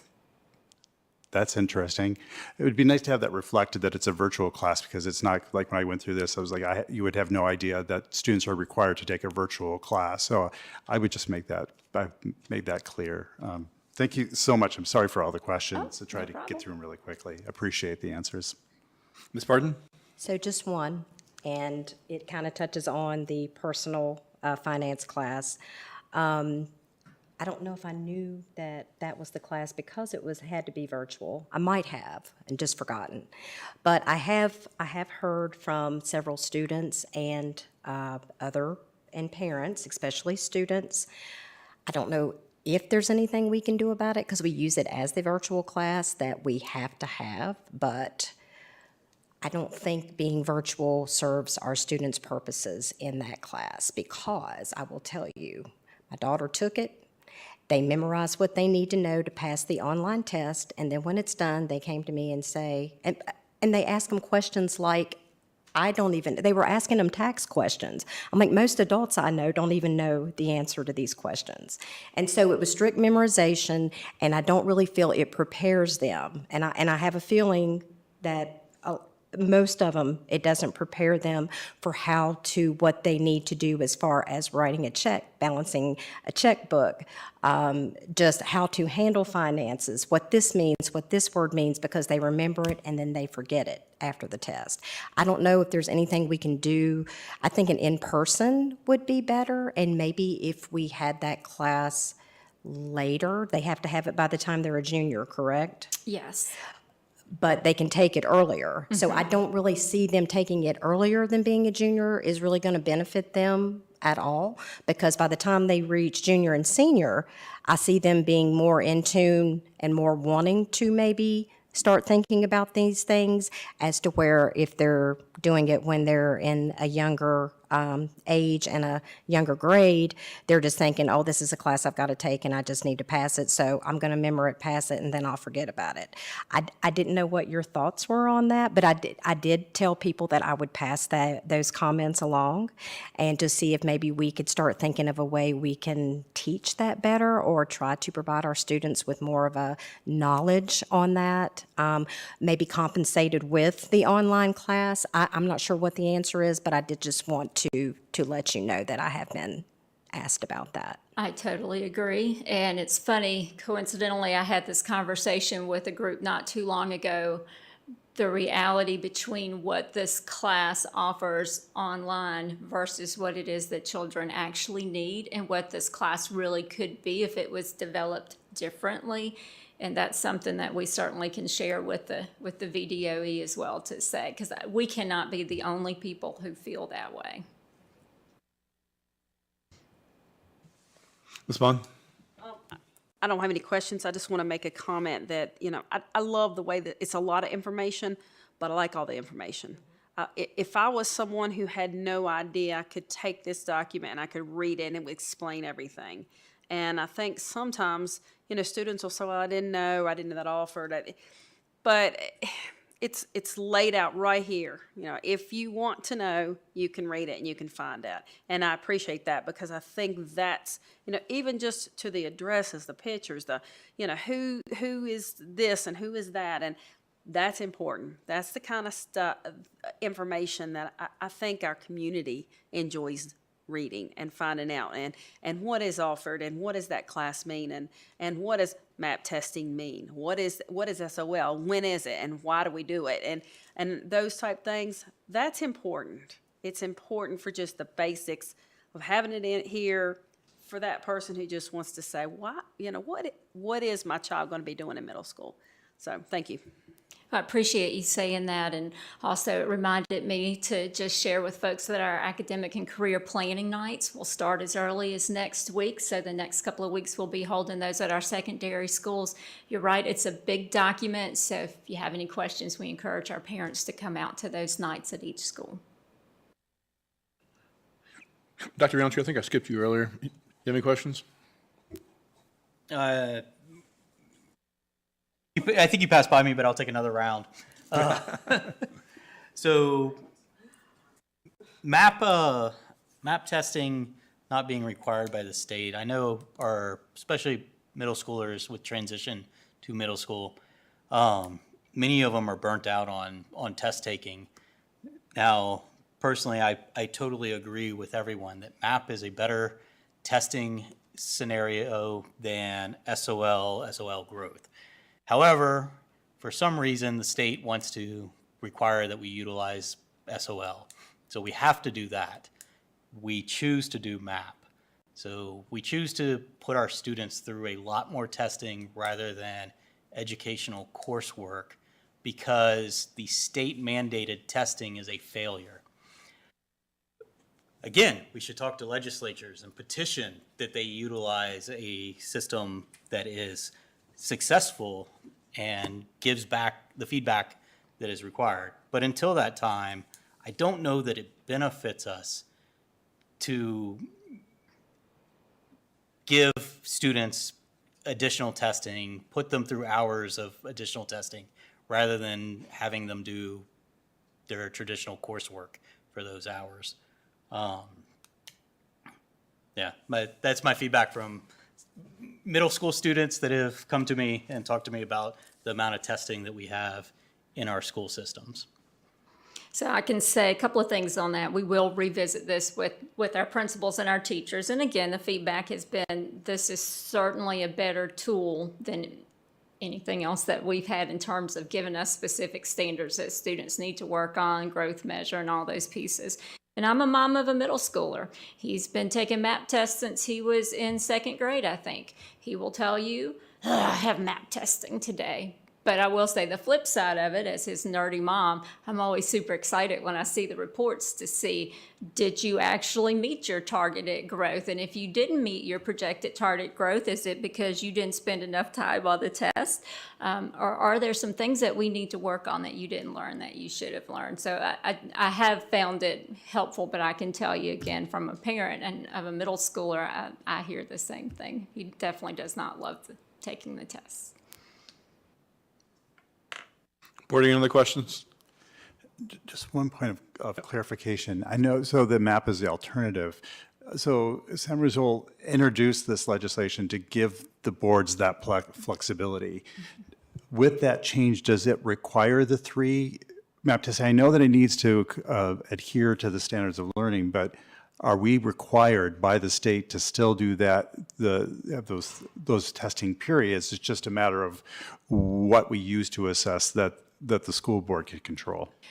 We are not required to give those 3 times. It is a recommendation from MAP, which is a nonprofit organization. It is their recommendation to give it 3 times. You give it the first time at the beginning of the year to get baseline data, the second time to see if students have made their growth, and then the third time, 2 reasons, to see if they actually made their targeted growth for the year, and then to get additional information prior to SOL testing to help students prepare. Okay, so we do have that flexibility as a school board to make that a determination whether there's going to be 3 or less. So the General Assembly has actually responded to the criticism of that mid-year SOL. My understanding, I could be incorrect on this. So it would be good to get more information on that mid-year and how effective it is and the trade-off for the loss of instructional time. But you're talking about MAP, and you're talking, SOLs are required by the state. Right. MAP, we don't have to do any of the 3. That is correct. We were given the option to replace a growth assessment with the MAP test, but moving forward for next year, we don't know what the General Assembly is going to decide yet for next year. Because the whole accreditation system, everything that we presented to you guys for the past 7 years will be different next year. Yeah, so hopefully they'll choose to utilize MAP for accreditation instead of SOL, the properly named, properly acronymed. There are some states that do use MAP for their required testing. Yep. Board, anything else? Very healthy conversation. Do I have a motion to approve the program of studies as presented? Second. Holy crap. Ms. Franklin and Ms. Bond? Any further discussion? Ms. Osborne, please call the roll. Ms. Bond? Yes. Ms. Franklin? Yes. Dr. Guthrie? Yes. Ms. Barton? Yes. Ms. Purcell? Yes. Mr. Roundtree? Yes. Mr. Hudson? Yes. 7 in favor. Motion carries. Thank you. Next up, Dr. Amanda Widener will present the MCPS staffing update.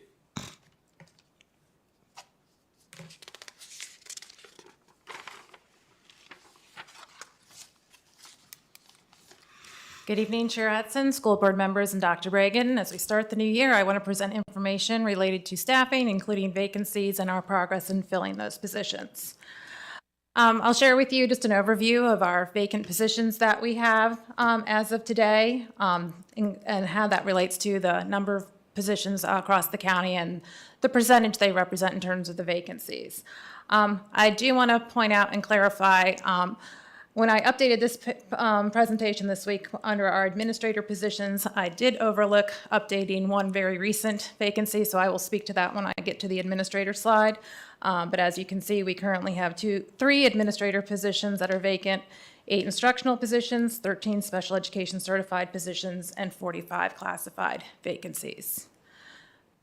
So again, I'll go through each category and explain where those fall. But before I do that, I did want to give you a comparison to where we are this month compared to where we were the last time I presented at the beginning of December.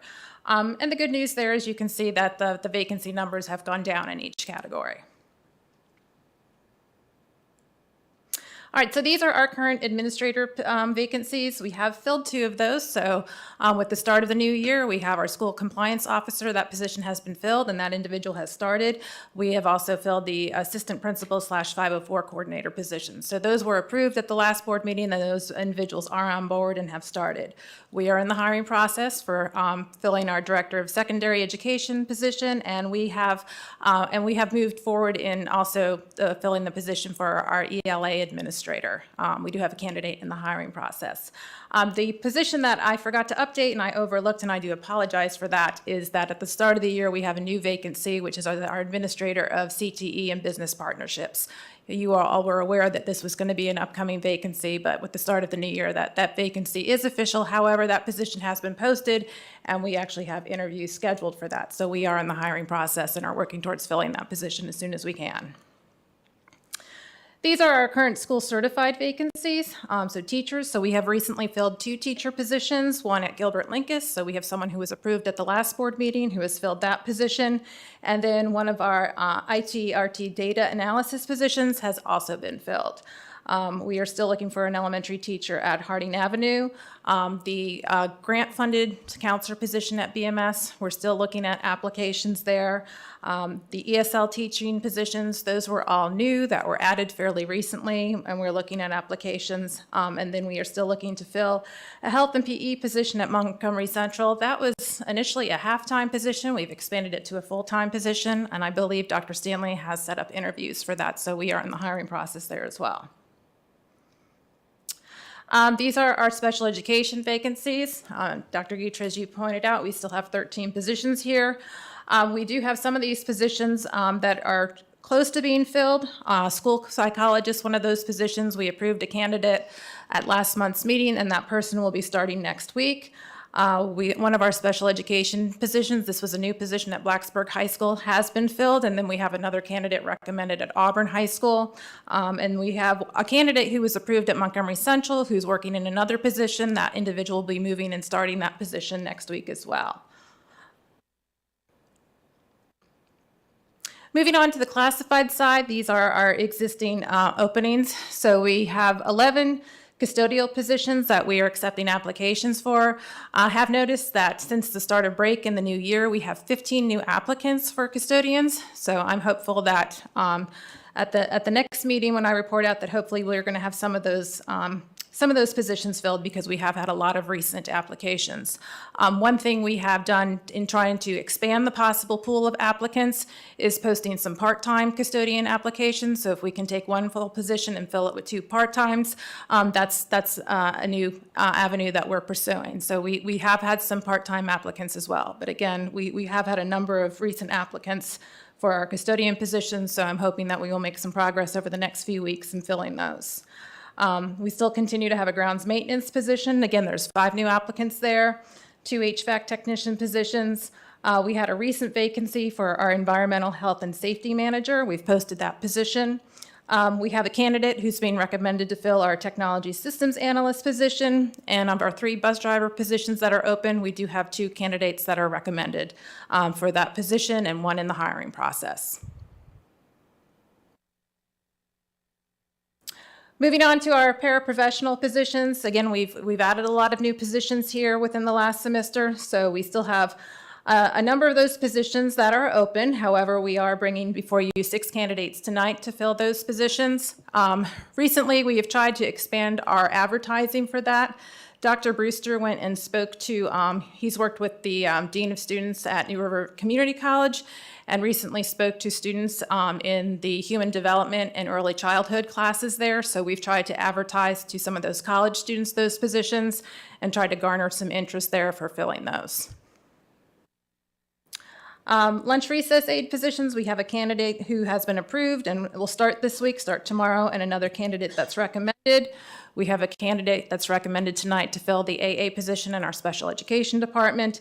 And our testing coordinator assistant position, which is a recent vacancy at Auburn High School, we also have a candidate recommended for that position. So we have filled a number of these positions. An update on our diversity hiring. Of our new hires this year, 15.8% of them identify as minority employees, and 7.9% of all of our current employees identify as minority employees. So again, we continue to increase that number. And then lastly, I just want to give you a glimpse at our substitute information. December, we saw an uptick in our fill rate. So we jumped from 88% in November to a 93% fill rate for our teachers, and jumped from 41% fill rate in our paras to 49%. So we did see an increase in our substitute fill rate for December, which is not always typical for December. We will have some new substitutes hopefully coming on board in January. So hopefully we'll work towards maintaining those fill rates.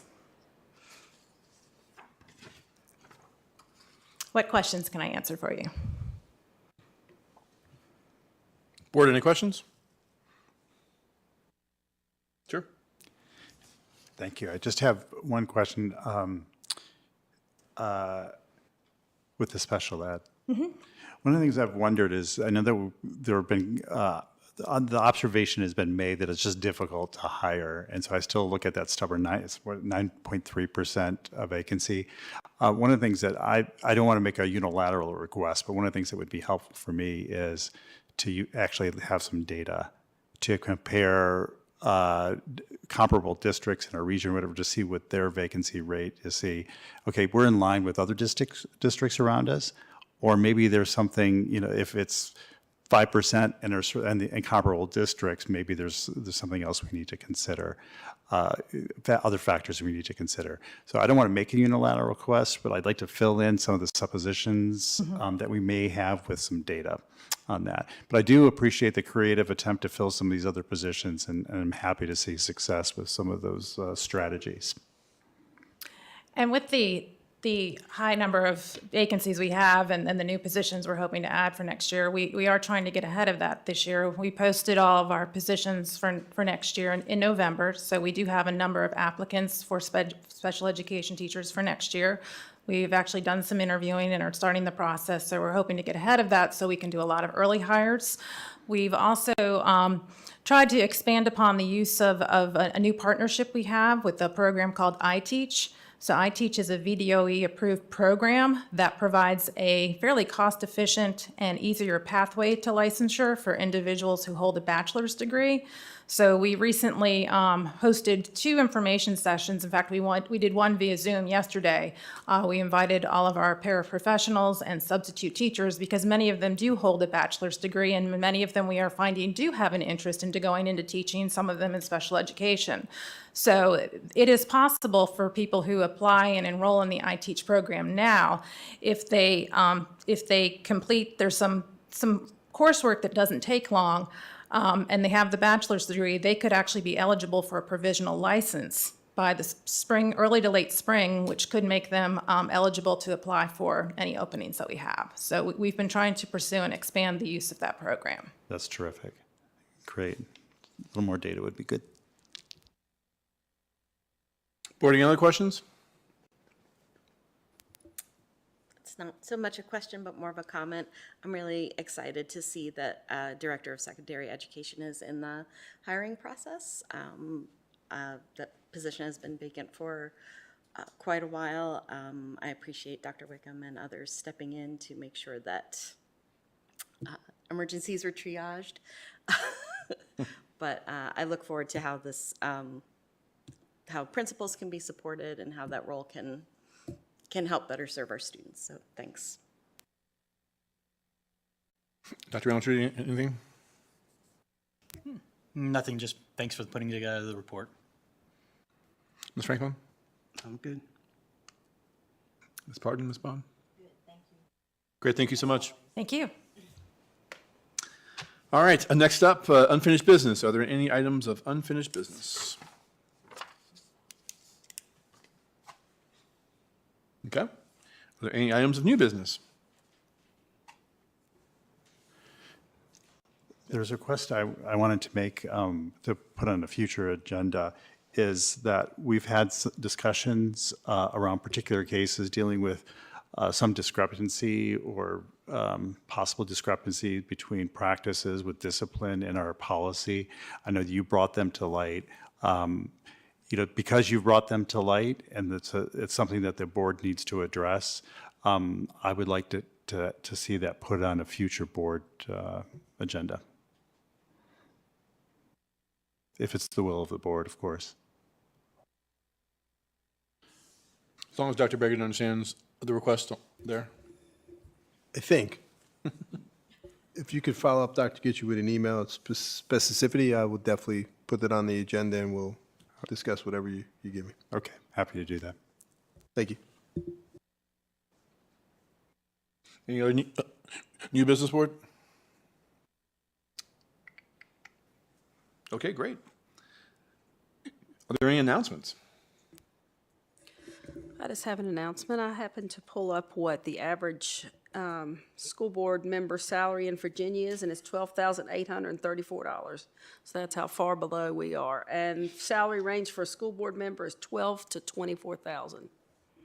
And that's on the government salaries website. So we're very underpaid. Oh, wow.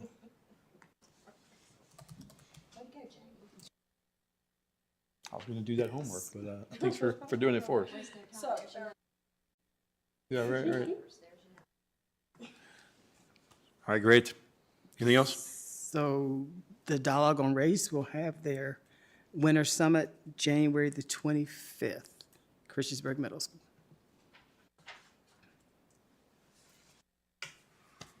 Okay, great. In terms of upcoming school board meetings, we've got our next working session on the 21st. Actually, we have a discipline session next Tuesday as well.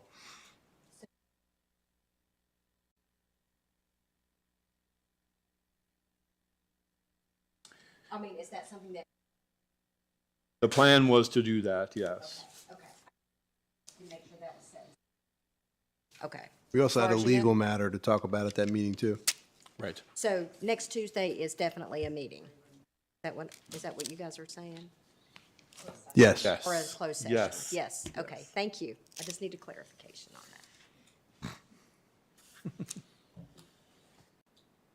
All right.